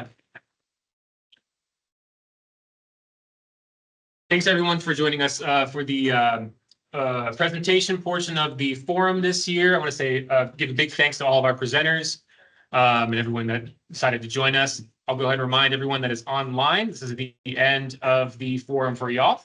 Thank you all for joining us. And then for everyone that is here in person, remember that we will be meeting at the Stillwater National Wildlife Refuge at 1 o'clock. The tour will start.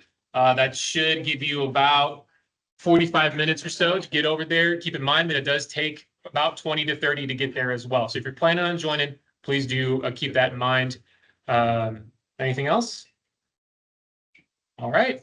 Well, thanks everyone. Appreciate for everyone coming out, and we'll see you next year.